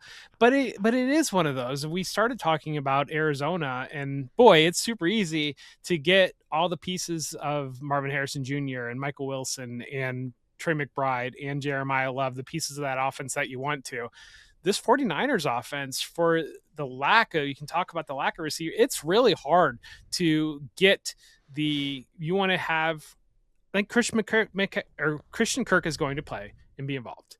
I think DeJon Stribling is going to play and be involved. I think Christian McCaffrey is going to be treated like Christian McCaffrey for the most part. I tend to believe that George Kittle is not a human, and he is going to Yep. be out there in some regard and doing George Kittle things. And so if you're slicing this up as Mike Evans being a guy that's going to be on the field in two wide receiver sets, and Christian McCaffrey doing the Christian McCaffrey things, and George Kittle doing the George Kittle things, and I also want to get Ricky Pearsall some volume, but also Christian Kirk, but also DeJon Stribling, and then also Kyle Juszczyk is actually the only football or fullback that's allowed to touch the football. And so you end up with all these pieces going different directions. Yeah. And, another, like, if we're just talking about all the pieces here, like, I expect Kittle to bounce back just because, like you said, he's a freak. Like, you can't bet against that guy. But I am also in a lot of drafts where I miss out on all the targets I want in the 49ers offense. And then I'm sitting there in round 20, and I'm like, I'm just going to take Jake Tonjes, because what if Kittle doesn't come back? And, like, we've seen that Jake Tonjes is, like, 90% George Kittle when he is out there in that role. So, I mean, this is one, like, I think what we're both saying here is that we just have a lot of faith in this system, that whoever is out here in this system and healthy, whoever isn't being impacted by the electric substation next to the practice field, is going to be really good for those given weeks, whether it's Demarcus Robinson for a handful of weeks or whether it is Kendrick Bourne for a handful of weeks. Like, we just trust this system, and you want to make sure that you're getting some 49ers on your offense or on your fantasy roster, that so ever which way it does break, hopefully you have that player when their time arises. You talked about Christian Kirk, and I do want to mention him because, like, I have been a very, very big Christian Kirk fan. I do want to say last year he kind of looked cooked to me. Going into his age 30 season now, and I know he had that preseason hamstring injury, but I'd been a big Christian Kirk fan. I felt like I was the only person in the industry that was in on him when he had that wide receiver one season a couple years ago in Jacksonville. But last year, he did not look good. And now I look at how crowded this wide receiver room is. I think it would take multiple injuries for Christian Kirk to be involved. And to me, I keep coming back down to the young guys with the draft capital. Ricky Pearsall, late first-round pick. DeJon Stribling, 33rd overall pick. I think that if the San Francisco 49ers can pick of all of the players that they have, like who are the guys that are going to surprise us this year, they probably want it to be those young guys that they've made serious investments in recently. Yeah, I completely agree with you. What to do with Christian Kirk there, but avoid him probably. I do want to talk about Stribling, though, because as I'm doing receivers for the rookie guide, you see a lot of, I'll just call it the Dante Thornton Jr. package, where it's a lot of 9 routes and a lot of wide receiver screens that these college offenses are scheming up. And I did see 2 offenses, Texas Tech and Ole Miss, was asking their receivers to actually run routes when I was going through it. And Stribling was a player that I was a lot higher than consensus on. And he tested phenomenally in the combine, and he showed up. He had made major plays in the college football playoff, and he offers a lot of things of what a team is searching for as you get into the late first round, early second round of these wide receivers that they're going to take shots on, because he does have the athleticism. He does have the size. And The reaction was bizarre, and the reaction has continued. It's not. I am in a rookie draft that is going on right now. There was a dispersal. It's a 14-team league. There was a whole big thing, and the rookie draft did not get started until last week. And I got Stribling in this 14-team league with, I think it was the 204. So like, you're talking about like the guys are everybody's off the board by that point. I mean, in I've this seen him class. falling into the third round rookie draft. I mean, I was taking him early round too, and the one draft that I was like, you know what, I've got Stribling in 100% of my drafts. I'm not going to take Stribling in this one. And then he made it back to me at the end of round 3, and I was like, okay, I guess I'm drafting Stribling again. Like, Yeah. it was just getting no respect in rookie drafts. So let me pull, we talk about draft capital being something that we lean on a little bit, whether it's causation or correlation, whatever. Like, there is a connection between draft capital and college production. So I wanted to look at some of the guys, recent picks that have been picked between 32 and 50. So we're looking at like the top half of round 2 that fit Stribling's profile as like a big bodied athletic receiver. Got a handful of misses in here and a handful of hits, but I'm just going to go ahead and read through all of these players, Jeff, so you can kind of get an idea of the range of outcomes for players drafted, again, top half of round 2 with very good athletic profiles. Jaden Higgins, jury's still out. Keon Coleman, I guess just for the sake of, we'll say Keon Coleman was a bust, okay? Jonathan Mingo, a bust. After that, Christian Watson, T. Higgins, Michael Pittman, Chase Claypool, I think we'd all consider a bust, still had, like 11 touchdowns his rookie season? After Chase Claypool, we got Deebo Samuel, Cortland Sutton, Michael Thomas, and that doesn't even count the A.J. Brown, DK Metcalf, Rashee Rice, George Pickens, who were just outside of the top 50.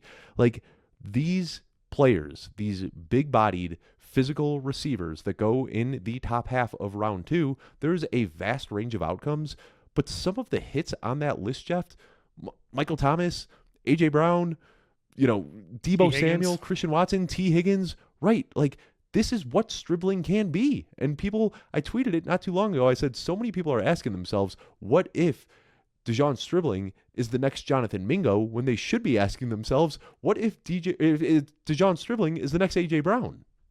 Well, I mean, they already declared that Chris Bell is going to be the next A.J. Brown, even though he doesn't have a knee. But anyways, yeah. Okay. So we are in the zone. We're fully in the zone now. And the things that I'm going to talk about, the people are not listening to me anyways. Mike Kushuba and I have talked about how offline we've talked about when some of these rookie models that are being put together. And so what you're seeing in these things, that you're looking for these players that are dominating targets and dominator rating, all these things. And it's leading to these slot receivers, because those are the players that can easily scheme open, and they are a dime a dozen at the NFL level. And what NFL teams are always going to take a chance on, and what these models are always going to miss, is the Dejon Striblings of the world, of the players that have the athleticism, have the size, have that ability. And yes, you are going to get an absolute mixed bag of hits and misses within that. But to completely write off any big receivers because the numbers in a model only are pointing you to slot receivers that are a dime a dozen and coming into these college offenses that are constructed in order for those receivers to work out there, you're going to miss on the AJ Browns. You're going to miss on the T Higgins of the world, because you are, exactly like you said, you are afraid that it's going to be the Jonathan Mingo. And you've got to recognize that in reality, the reaction to the Dejon Stribling pick was only because of priors, only because of ranks coming into it. That's where the reaction all came out of. And it's not even, I don't think that there should be draft risers. It's correcting our rankings because we were wrong. It's not a riser to be wrong in the model that you put together, or the model that you copied from somebody, or the whatever else happened there. It's recognizing. And one of the things that, the way that we approach doing the rookie guide, and I'm turning this into a rookie guide advertisement, we watch every single player and we look at archetypes. And I look for the wide receivers. I watch every receiver. I've watched every receiver for the last 5 drafts. And I look at what is the NFL going to draft? What is the NFL going to value? And if you're somebody that draft capital is the number one thing that you're valuing as you come into this. You have to do the eval that way. You have to watch the receivers and check the boxes and look for these players like Isaac Tesla last year or like Hmm. John Stribling this year that are going to check the boxes, and the production's not necessarily going to be there to look at it as the players that's going to pop out in a spreadsheet. Yep. Could not agree more. And I think, yeah, we could probably wrap up the wide receivers talking about that, but I really think that that's really just what it comes down to is like people are afraid to miss on these players when the reality is in fantasy, you should be swinging for upside. And if DeJon Stribling was getting drafted in round 8 of fantasy drafts, I'd say, no, that's not a risk I want to take right there. But he's fallen to like round 16. Like, this is just, Yeah. yeah, we can go on and on about people, trying to reconfirm their priors or whatever it is, but like, this is just, you don't get this opportunity all that often to draft a guy who was drafted 33rd overall on a good offense with off the charts athleticism that has a path to being a full-time player in this offense. And sure, I'm not going to just talk about the upside. He could be Jonathan Mingo. He could absolutely suck at the NFL level. That is within the range of outcomes, but you're swinging for upside that late in draft, and DeJon Stribling has a lot of it. So this episode's coming out, we're recording a couple days early. This episode comes out on Friday. Promo to make sure you subscribe to the YouTube channel, because on Monday, Joey Wright and I have an episode coming out about our favorite sleepers, which is also pre-recorded, and I talked about DeJon Stribling in that one. So if you want even more conversation on DeJon Stribling, check that out Monday right here on the Football Guys YouTube channel. But Jeff, let's wrap up talking about the running backs here. Christian McCaffrey, if he's healthy, is probably going to be the top scoring running back, at worst a top 3 or a top 5 running back. The concern is the age, the previous usage. I mean, I don't know how much we need to talk about this here. You know what you're getting with McCaffrey. If he's healthy, he's awesome. If he's not healthy, well, then I don't know if any running back's going to matter. We'll probably see a mix of Jordan James and Kalen Black and Patrick Taylor and whoever else they bring in free agency. I think this is, if you draft Christian McCaffrey, you know exactly what you're getting. I actually do have something that I want. So Christian McCaffrey, if Christian McCaffrey were 3 years younger and we weren't remotely concerned about injury, he would be by far the easy 101 in drafts. He is the top 3 at a minimum. He would be, Dave, as for all the excitement around Bijan Robinson and Jahmyr Gibbs, they are not close to what Christian McCaffrey did in the season in like the 2019 season when it was 28 points per game. And it was like basically him and LaDainian Tomlinson are the only players that have gotten to that range. I wish I had the numbers. I ran this a couple of years ago, but it's like 3 of the top 5 seasons in fantasy football history are held by Christian McCaffrey on a per game basis. And I could be wrong. I think it was 3 of the top 5 or 3 of the top 6. And one of those was the season that was cut short by injury. But like on a per game basis, what McCaffrey was doing in Carolina, yeah, it was like LaDainian Tomlinson and Walter Payton were like the only guys that were in that mix. Exactly. And you're able to get that at the 106 to 107. For the life of me, I understand why Bijan Robinson and why Jahmyr Gibbs and why Jamar Chase, why Puka Nacua would be above Christian McCaffrey, given all the things. But you get people that still pass him, even though like those guys are off the board. And that's where it makes no sense to me at all. Of basically you're projecting for, you're like double count, you're triple counting at that point. The double count has already occurred of him falling down to the position that he's at. If he were a couple years younger, completely healthy, by far the 101 in drafts, you're coming off of a season that what he did in the receiving game, very, very few backs in NFL history have ever done what Christian McCaffrey did in the receiving game. And I know that the rushing game was down from where he has been at the heights of his career. And we're not going to get back to the back that was getting 1,500 rushing yards and all the touchdowns and the receiving on top of it. But we do have a pretty good idea that the volume's definitely going to be there for the rushing and the receiving. And you're right on the point about being injured.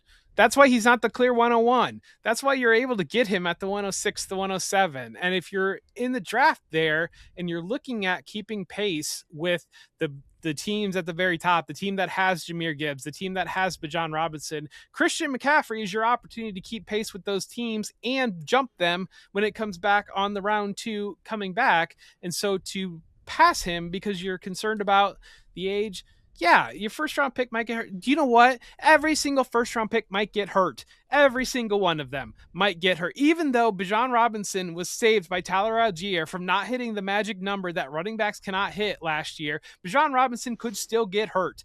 And none of those guys that you would be taking Christian McCaffrey over at the back half of the first round have the upside that Christian McCaffrey does. So I looked it up while you were talking, Jeff, and I was listening to what you were saying, but I just wanted to pull it up. The 2 top seasons in NFL history by a running back are held by Chris McCaffrey on a per game basis. 4 of the top 10 in NFL history and 5 of the top 12 in NFL history are all held by Chris McCaffrey on a per game basis. Like when you look at that list, it's like I said, Walter Payton, Jamal Charles, LaDainian Tomlinson, and then a bunch of Christian McCaffreys. And Todd Gurley was the one other one that was mixed in there. But yeah. I'm with you. You know, I think the age, the wear and tear, and of course the memories from 2 years ago where, you know, we thought that he was going to be good to go and then gets this like freak injury leading up to week 1. And then we find out that Kyle Shanahan lied to us and told Jordan Mason that he was going to be starting. Like all of that bleeds into the analysis as well. But yeah, I mean, this is the nature of it. Like as these running backs get older, they fall down. Like if you told me Derrick Henry was going to be healthy for this entire season, he'd be going at the end of round 1. But because he is old and people are scared, he's falling into round 3. That's just kind of the nature of fantasy drafters. But any final thoughts on the 49ers, Jeff? I feel like I've had a final thought in every single team that we've done, but my final thought is I don't know that I have any more final thoughts. Let's move on to the Seattle Seahawks, team 32 of 32 in episode 8 of 8. This is going to bring this one to an end here. Coming off of the Super Bowl win, they brought in Brian Fleury, who, like I talked about, a lot of movement inside the NFC West, former tight ends coach for the San Francisco 49ers, is now the offensive coordinator for the Seattle Seahawks.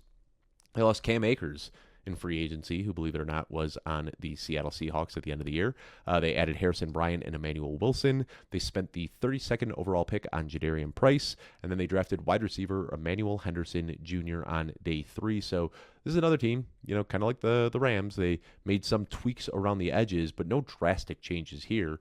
I mean, coming off of a Super Bowl win, you kind of want to run back what you had, and they made, you know, they lost. I think the biggest loss here, who I didn't even mention, is probably Clint Kubiak. Like, we'll see if they can maintain the offensive firepower that they had last year without Kubiak. But, you know, we can't break the habit now, Jeff. We started every single team talking about the quarterbacks.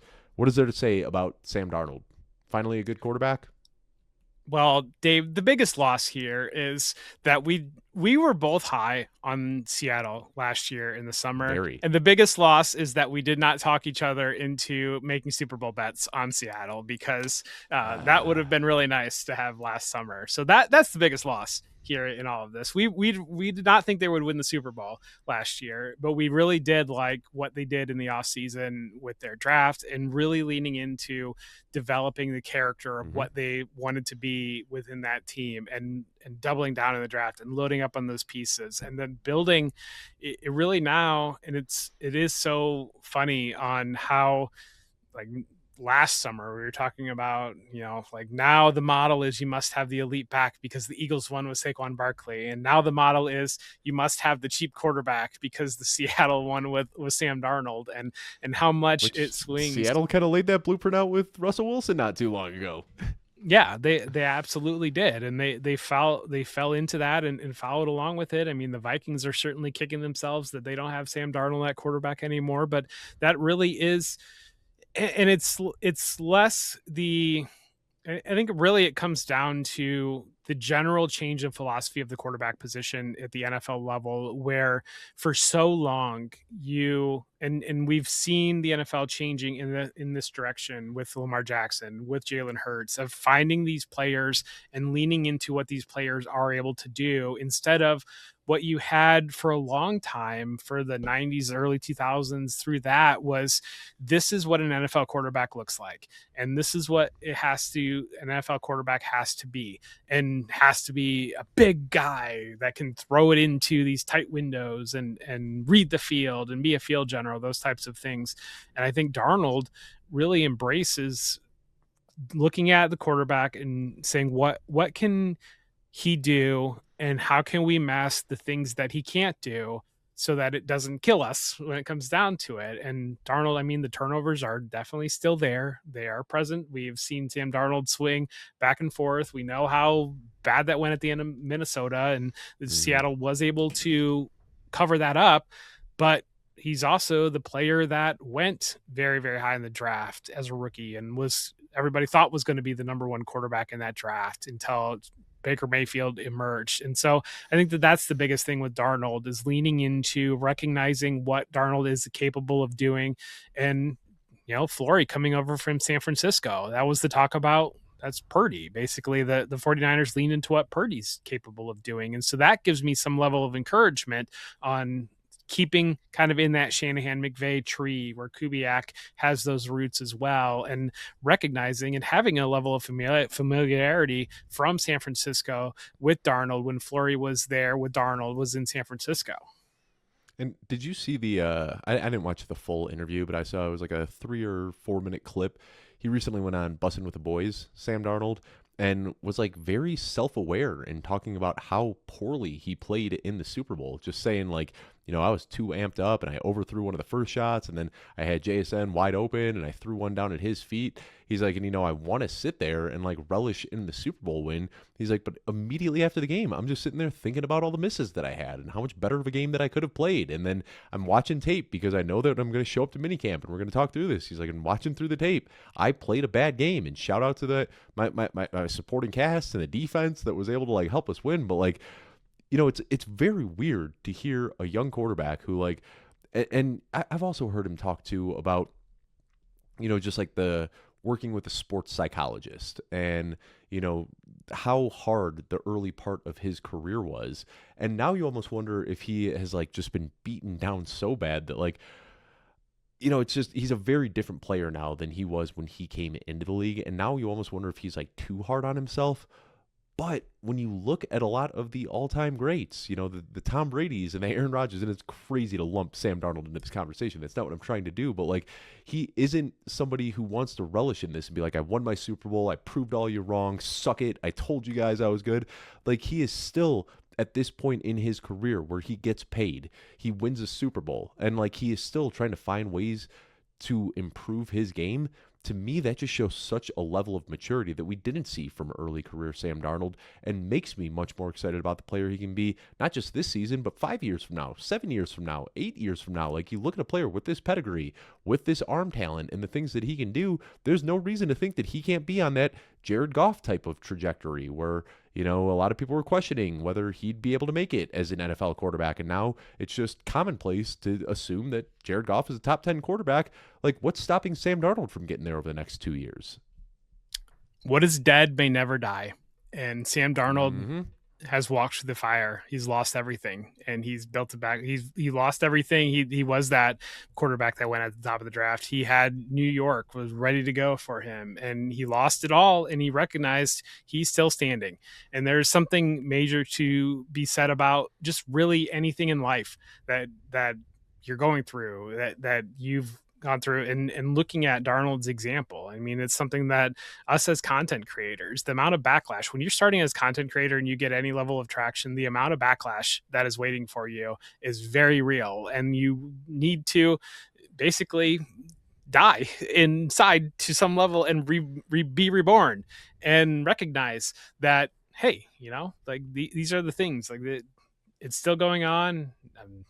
I'm still me. And I think that that's the biggest thing that Darnold has learned and shown as example there. And you talk about him playing bad in the Super Bowl, but I mean, Drake May played bad against the Broncos, but won. And Drake May played bad against Houston, but won. All the talk about CJ Stroud right now, Drake May was not very much better than CJ Stroud in that game, that CJ Stroud really fell apart against New England. But CJ Stroud lost. And the winners write the story. Always. The So winners write the story. Sam Darnold writes the story because he's the winner. So we talked last offseason. We've talked the last two off seasons, Jeff, about Sam Darnold being like one of the best dynasty buys out there.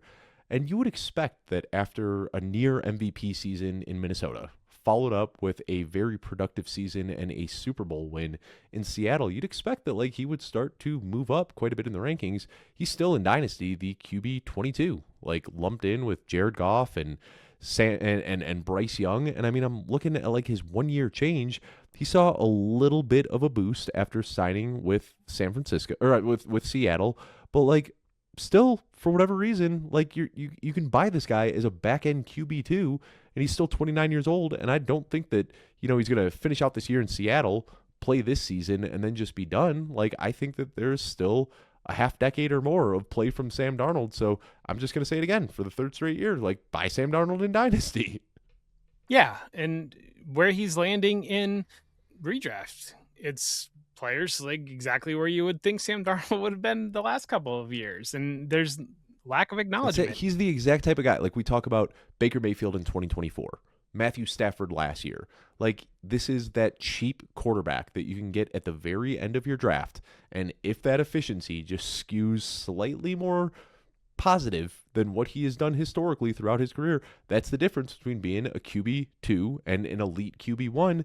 And with the pieces around him, Jackson Smith-Njigba, Rashid Shaheed, AJ Barner, Elijah Arroyo, like who's to say that Sam Darnold can't have that type of season where all of a sudden now he's a 7.5% rate throwing touchdowns, and now he's giving you a QB1 season. Like we know it's a lowish volume offense in Seattle, but like the pieces are there, and it doesn't take a lot in the touchdown column to go from being a QB2 to a QB1. It does not. But so the reason why it's happening is Clint Kubiak got all the credit. So Clint Kubiak got all the credit, but just like Kevin O'Connell got all the credit 2 years ago. And then what happened when Sam Darnold was replaced by JJ McCarthy and everything else stayed the same? Right. So this year when Sam Darnold goes out and lights it up, everyone's going to say, this Brian Fleury guy is amazing. Look at what he did with Sam Darnold. Yes. So, yeah, I mean, like, and I think, we talk about these preconceived ideas, and like, it was like almost 10 years ago, the Sam Darnold seeing ghosts thing, or like the Sam Darnold out with mono, like he got memed into oblivion as a young quarterback, and that is going to stick with him for better or worse for the majority of his career. But that opens up a buying opportunity in fantasy, which is the game that we're playing.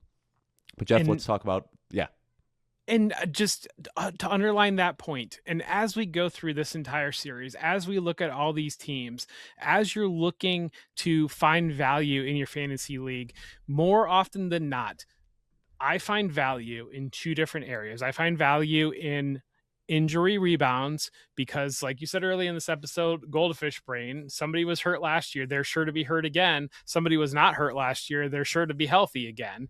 So injury rebounds, but also just situations that we decide for whatever reason that it's going to be bad here and punt, and we are just wrong. And more often than not, there's nothing concrete in that feeling, that decision, but the consensus just moves in that direction and we end up being wrong. And I go back so often to what Adam Harstad has said in the past of be wrong in the right direction. And as you're looking at ranks, I know you put out dynasty tiers and kind of looking at those tiers, big article series on that, but look within tiers and identify the players that are landing in that tier at their floor versus the players that are landing in their tier at their ceiling, and draft those floor players, because to be wrong in the right direction is still landing in the range that they're landing, and to be right is where you win your league. So let's talk about the receivers here, Jeff. Jackson Smith-Njigba, massive breakout last year, and I don't like to pat myself on the back too hard. I like to let my wins speak for themselves, but that was a good one last year. Had him on over 40% of my best ball rosters, had him ranked higher than everyone in the industry. I take a little bit of pride in kind of being there on JSN last year. But as we say, we don't hate or like players, but we hate or like ADPs. It's really tough for me to draft Jackson Smith-Njigba with where he's going 5th overall. So, we do these drafts on NFFC. Our friends over at NFFC doing these high stakes drafts. And one of the fun things that you get to do is set your preferred draft order. So, like, before the draft starts, you order which way you like the picks. And I've had every single time I've done one of these drafts, I have the 5th pick as my 12th favorite option. Like, I just don't want to pick it at 5 because, one, I feel like you're forcing yourself to take JSN there, which I think you're overpaying. And then it feels like you also kind of miss that tier fall off in the middle of round 2. So I love JSN. Like, I'm such a big fan of this player, but when I look at his cost this year, everything ran so pure last season. Clint Kubiak is out of the picture. Rashid Shaheed now has an entire offseason to get up to speed rather than just joining the team midseason. We've got Elijah Arroyo, who I expect to be a little bit more involved as well. I don't know your thoughts on JSN, but, like, am I crazy for not wanting to draft this guy 5th overall? Well, I think he's very good, and I think he has a Yes, quarterback yes, that can of get him the course. ball. So, Yes. I mean, yes, I hear you on that. It does. Yeah, I do think I have a clear 4. I mean, I can look at my tiering, and I've got Jackson Smith and Jigba in a tier by himself and wide receivers. I've got Puka Nacua and Jamar Chase on Football Guys as a tier together. Then I've got JSN by himself, and then I've got another tier of players. And I would put the running So you backs do. I know we as talked about that when we were doing the NFC North episode. You said you weren't sure on because you were saying at that point you were like very high on Amon-Ra, and I've been saying that I kind of look at Amon-Ra and JSN in a very similar light, and that's kind of it for me. Is like paying up for JSN at 5, knowing that I can get Amon-Ra St. Brown at 8 or 9, which I expect similar production from, and then I'm also still hitting inside of that Drake London, AJ Brown, Brock Bowers, Chase Brown, Omarion Hampton tier in round 2. That's why I prefer picking from the back of round 1 as opposed to taking that 5 pick and taking JSN. Yeah, so when I came down to, I've got Jackson Smith and Jigba 3 points ahead of Amon-Ra St. Brown. And Okay. I've got, Not 3 points per game, 3 points. yeah, 3 Yeah. points overall. And we talked offline a little bit on, I shared my initial ranks with you. You had some feedback about Chase Brown. I recognized that my pacing wasn't quite where I wanted it to be with the Bengals. I bumped pace up a little bit, and that moved Jamar Chase to wide receiver 2. Puka Nacua is comfortably my wide receiver 1 by a decent margin. So yeah, so I'm right there with Amon-Ra St. Brown being really, really close on Jackson Smith and Jigba. So I think, I don't want to turn Jackson Smith-Njigba is awesome, by the way. Like, I want to say Yeah. that. I don't want people to hear what we aren't saying, that he's a bad player or anything like that. It's just the opportunity cost right now is so expensive. And I think a big thing that I alluded to is, like, last year he was the only receiver. Like, we saw Torrey Horton, looking pretty good before the injury, but then he injures his knee, which was a theme of his college career. And then we see Torrey Horton show up mid-season, and he did a great job at stretching the defense vertically and what he did on special teams. But, we're already getting this talk now coming out of minicamp that Rashid Shaheed is going to be running a bigger route tree, that he's going to be more involved, that they're actually going to utilize a secondary receiver. So last year, Jackson Smith-Njigba, awesome, of course, we have covered that. But if he just goes from the 34% target share he had last year to a 29% target share, like that in a low volume offense can make a pretty big difference here. So I think that would be my fear, is that they were just so reliant on JSN last year that they might start spreading the ball around a little bit more this season. And that leads me to liking Rashid Shaheed as a value in drafts this year. So I don't know that I love any of the other receivers, because to have Fair. Jackson Smith and Jigba where I have him, I still have him having a very healthy target share. That's what we saw from this offense. We know historically the Kyle Shanahan roots that Brian Fleury is bringing over has focused on getting the ball to their playmakers. And so my expectation is that there will still be a focus on getting the ball to the playmakers. That's where you're looking at Darnold. I don't want Darnold reading the entire field, because I do worry that Darnold's going to throw it to the other team if he's reading the entire field. And I think that rational coaching would say something to the same extent. Everybody in the stadium knew the ball was going to Jackson Smith and Jigba last year, and it didn't matter. And I think that And I want that's to correct the one myself. thing. When I said 34%, it was 36%. That was Yeah. the highest target share in NFL history, I'm at previously held by 32%, so it's still ridiculous. I mean, the previous NFL record was DeAndre Hopkins with 34.7%, and then JSN came out last year and smashed that with a 36% target share. Yeah, and where do you think defenses knew the ball was going to go to? And it didn't Everybody matter. knew it. It was insane. It would be like in the playoffs, and it would be like, okay, like you've got to imagine the defense is going to try to shut down JSN. And then the first play of the game, there's JSN like 25 yards downfield, just wide open with his hands up, just like calling for the ball. Like they did not have an answer for it. And to me, really the moment where it set in and the moment where just this team in general set in, but also this offense, was a Thursday night game against Arizona. And Arizona threw everything that they had at the Seahawks, and it was a really good game. It was a back and forth game, and it came down to the money drive. Got to have it at the end of the game. Jackson Smith-Njigba had been quiet all game long, and everybody knew exactly where the ball was going to go, where it had to go. And Jackson Smith-Njigba still came through and made the play. And so I do expect, I think you're right on Shaheed being more involved, but that's because he wasn't involved at all. And right. I think that Torrey Horton, they're very high on Torrey Horton, and it's tough. It becomes with that injury though. Yeah, it becomes again a math problem on overall of if you've got Jackson Smith-Njigba eating this amount. And I like Shaheed a lot, but I was discouraged by the lack of involvement when he came over. And that being said, the other big play in their season, Rashid Shaheed delivered it in that comeback against the Rams, also on, I think that was a Thursday night as well, that in that big comeback, that kick return. And so Shaheed has shown his value in being involved in different areas of the field. And so I think that I'm getting there, especially after today of consuming some of the Seahawks content with those following their team and kind of starting to buy in a little bit more on Shaheed. I haven't been drafting Shaheed often because I want Jackson Smith-Njigba, and I don't know that I really want much else of this offense. So that leads me to the tight ends. I'd imagine that you're projecting some sort of pretty clean split between Barner and Arroyo. And different skill sets. Barner is more of that inline guy. Arroyo is more of that seam busting guy that can play out of the slot. But when you see Brian Fleury coming over here, the guy who was a tight end coach for years in San Francisco, I don't think that he had anything to do with George Kittle's development. Like George Kittle was George Kittle. He was already George Kittle before Fleury even showed up there. But like when you see a guy like Tonjes that can step in and play like really, really good football in relief of Kittle, do you think that maybe Fleury coming in with that experience working with tight ends, does that give you any sort of extra expectation for Barner and Arroyo? Or, I mean, like, it's not like Clint Kubiak forgets about tight ends. Like, Kubiak gets the tight ends involved as well, but we saw some serious promise from Barner last year. Arroyo was a prospect that we liked.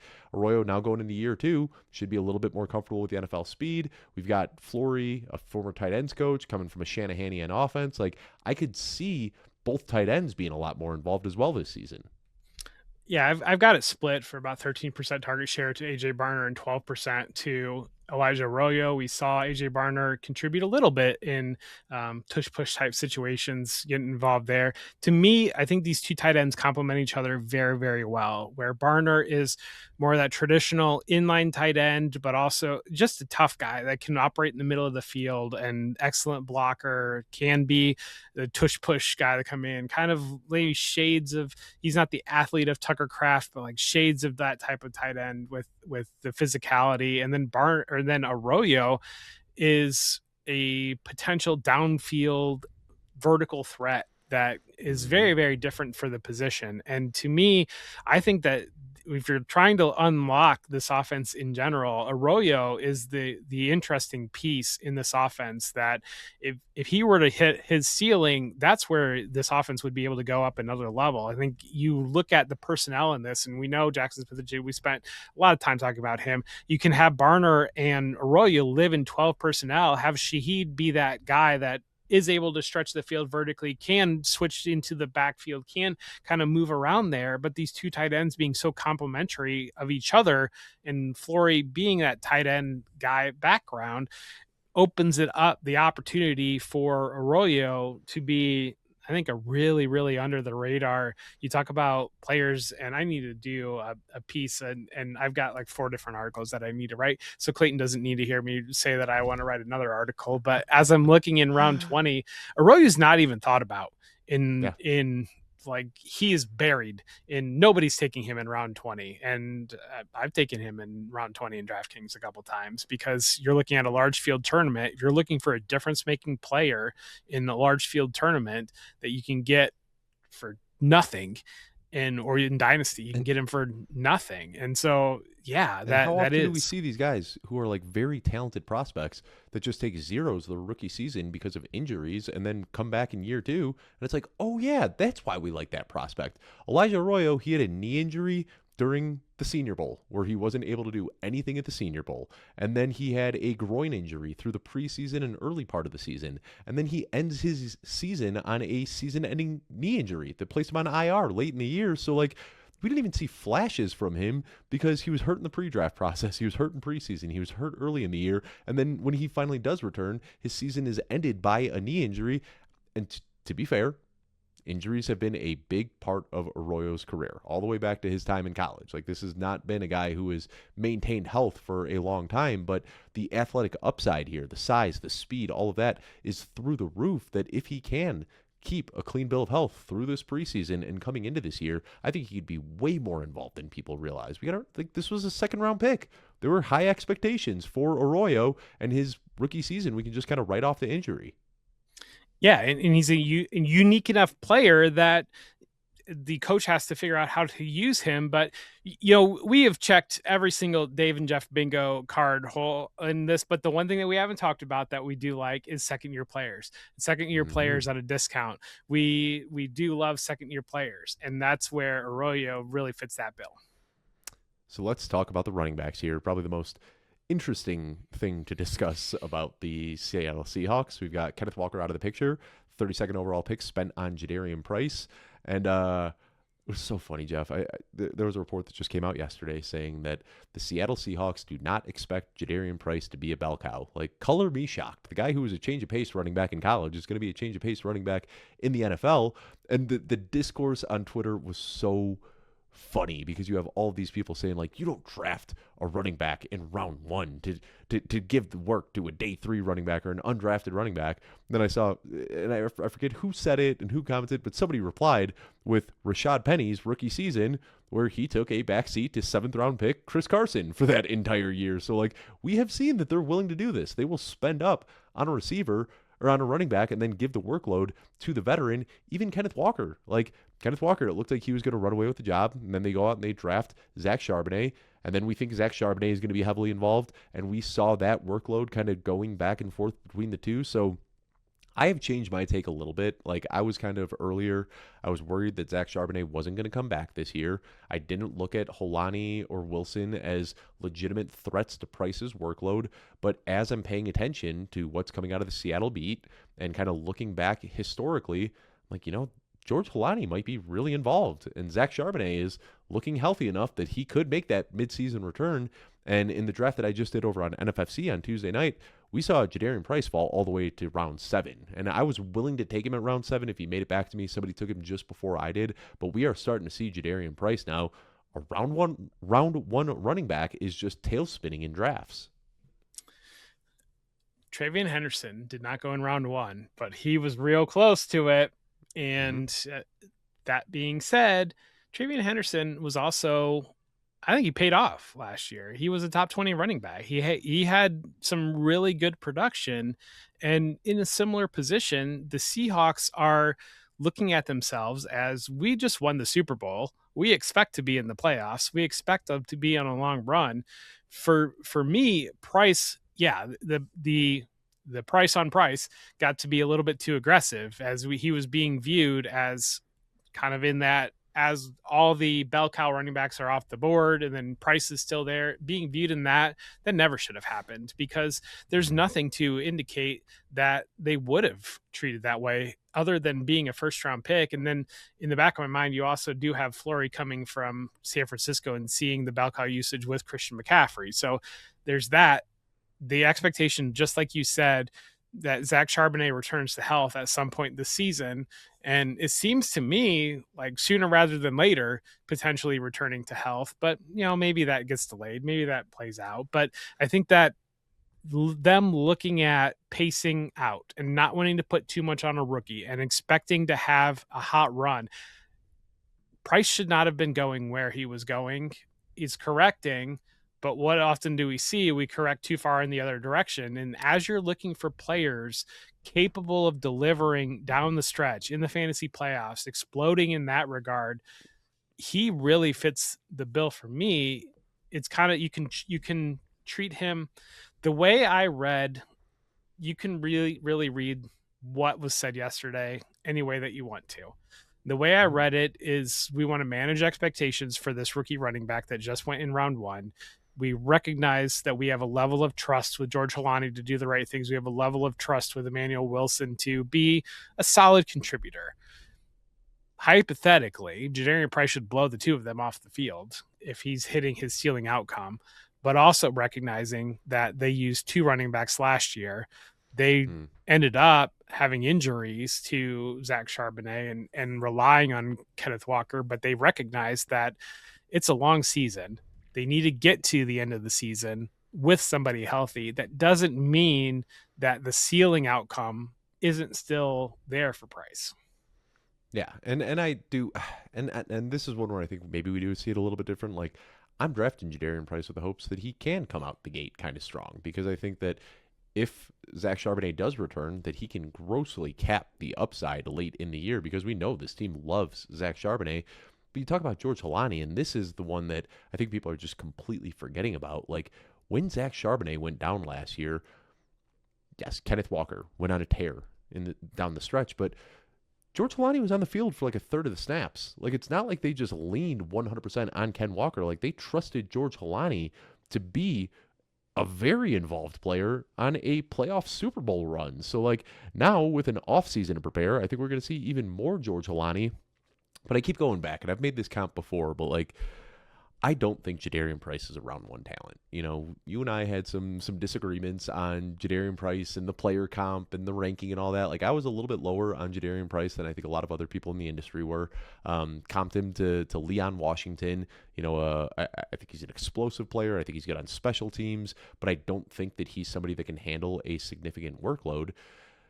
To me, very different archetypes of players, but I can't help but think about Kansas City when they came off a Super Bowl win and they spent the 32nd overall pick on Clyde Edwards-Helaire, and a lot of people were kind of saying, oh, like, CEH, I don't think he was a first-round pick, but, this is a good team, and they drafted him first overall, so we're going to draft him in fantasy, and people remember that CEH was a bust, and that, in year two, he lost his role to Darrell Williams, but I think what they don't remember is that CEH was still in RB2 his rookie season, because before he lost that role, that draft capital did insulate his value a little bit. And this is something Sigmund Bloom says, first-round picks don't have to prove that they're good. They have to prove that they're bad. So I think that opportunity is going to be there early for Jadarian Price, and I think it'll be his job to lose. My fear is that rather than having to wait till 2027 for him to lose the job, that he can lose it week 9, week 10, week 11, whenever Zach Charbonnet comes back. So I'm kind of looking at Jadarian Price as like the opposite of how you'd normally look at a rookie running back. I'm looking at a guy that could give you some early season value, but I worry about how he can contribute late in the season. Why do Super Bowl hangovers happen? Probably because you don't get good picks the next year. You're picking 32nd, and then you're picking again at 64, and then you're picking again at 72. That probably has something to do with it. I think that's maybe part, but also it's a long journey to win the Super Bowl.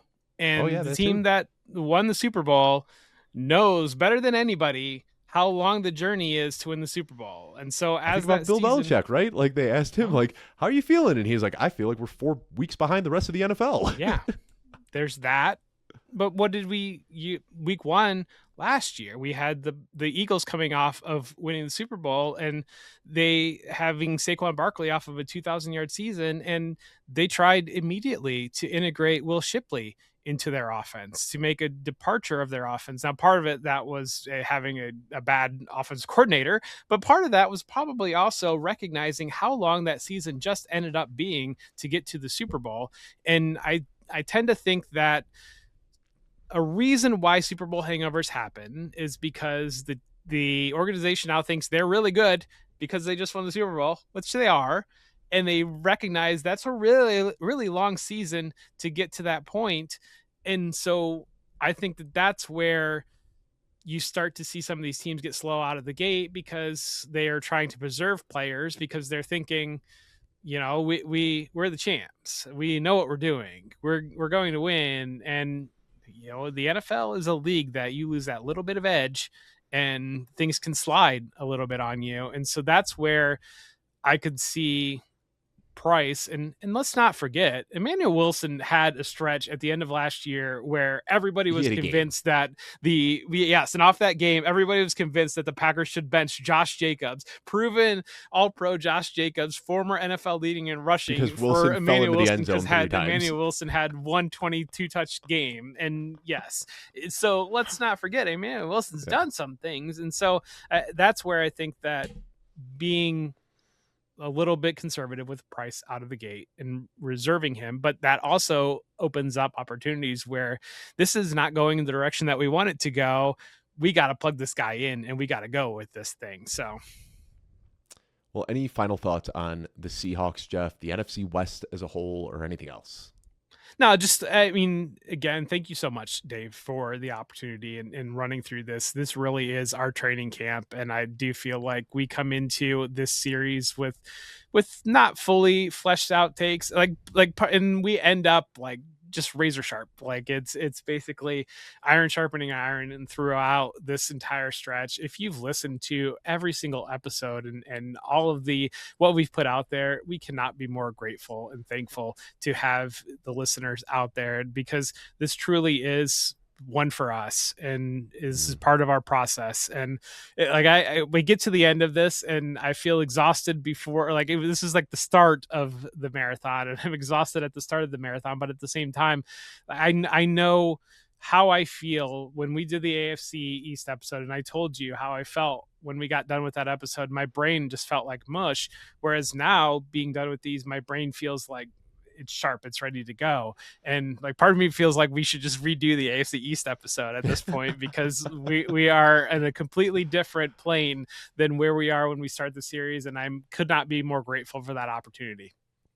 Yeah, and I was about to get sentimental here, and you already took it there. But this is a very fun series for us. And in years past, this is the first year that we brought this series to YouTube. We've been doing this for years now, but it's always been podcast only.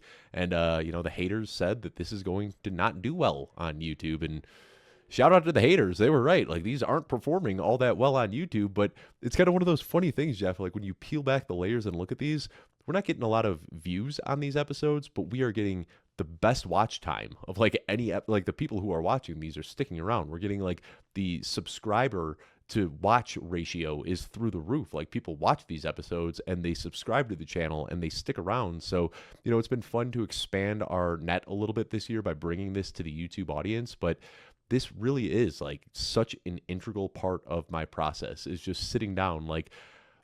I feel so lucky and blessed to be able to do this with you, Jeff, to just spend 16, 18 hours, whatever this is, talking about every single player. And you talk about how sharp we feel coming out of this series. I'm going on Theo Greminger's show tomorrow, and he's like, hey, man, anything specific you're working on right now? Any specific topic you want to talk about? And I said, I am recording my last episode of our divisional breakdown series with Jeff tomorrow night. There isn't a thing tomorrow that I won't be ready to talk about. If you throw it on my plate, I am ready, and that's how I feel coming out of this series. But also want to thank the audience that takes the time to listen and comment and subscribe. We couldn't do this without an audience. As much as fun as we're having right now, the reality is if people weren't tuning in and people weren't subscribing and people weren't commenting, there would be questions why are we doing this? There's no audience. You guys are speaking to nobody. So it's you, the podcast listeners, the YouTube audience, you give us the ability to do this, and we cannot thank you enough. Jeff, I love doing this series with you. You've become one of my best friends over the years, genuinely one of my best friends. And this series right here just helps me so much to get prepared for the NFL season that it's a little bittersweet that it comes to an end. We obviously have more content coming your way between now and kickoff, and then all sorts of in-season content as well. But this one right here, this series, this means something to me. Same, man. I appreciate it greatly. And yeah, just full of gratitude to when we get to the end of this and um, ready to go. Well, on that note, subscribe if you haven't already. Follow along on the podcast feed. Whatever you got to do to come back for more episodes. We're done with the divisional breakdown series that we put so much time and effort into, but there's a ton more content coming your way.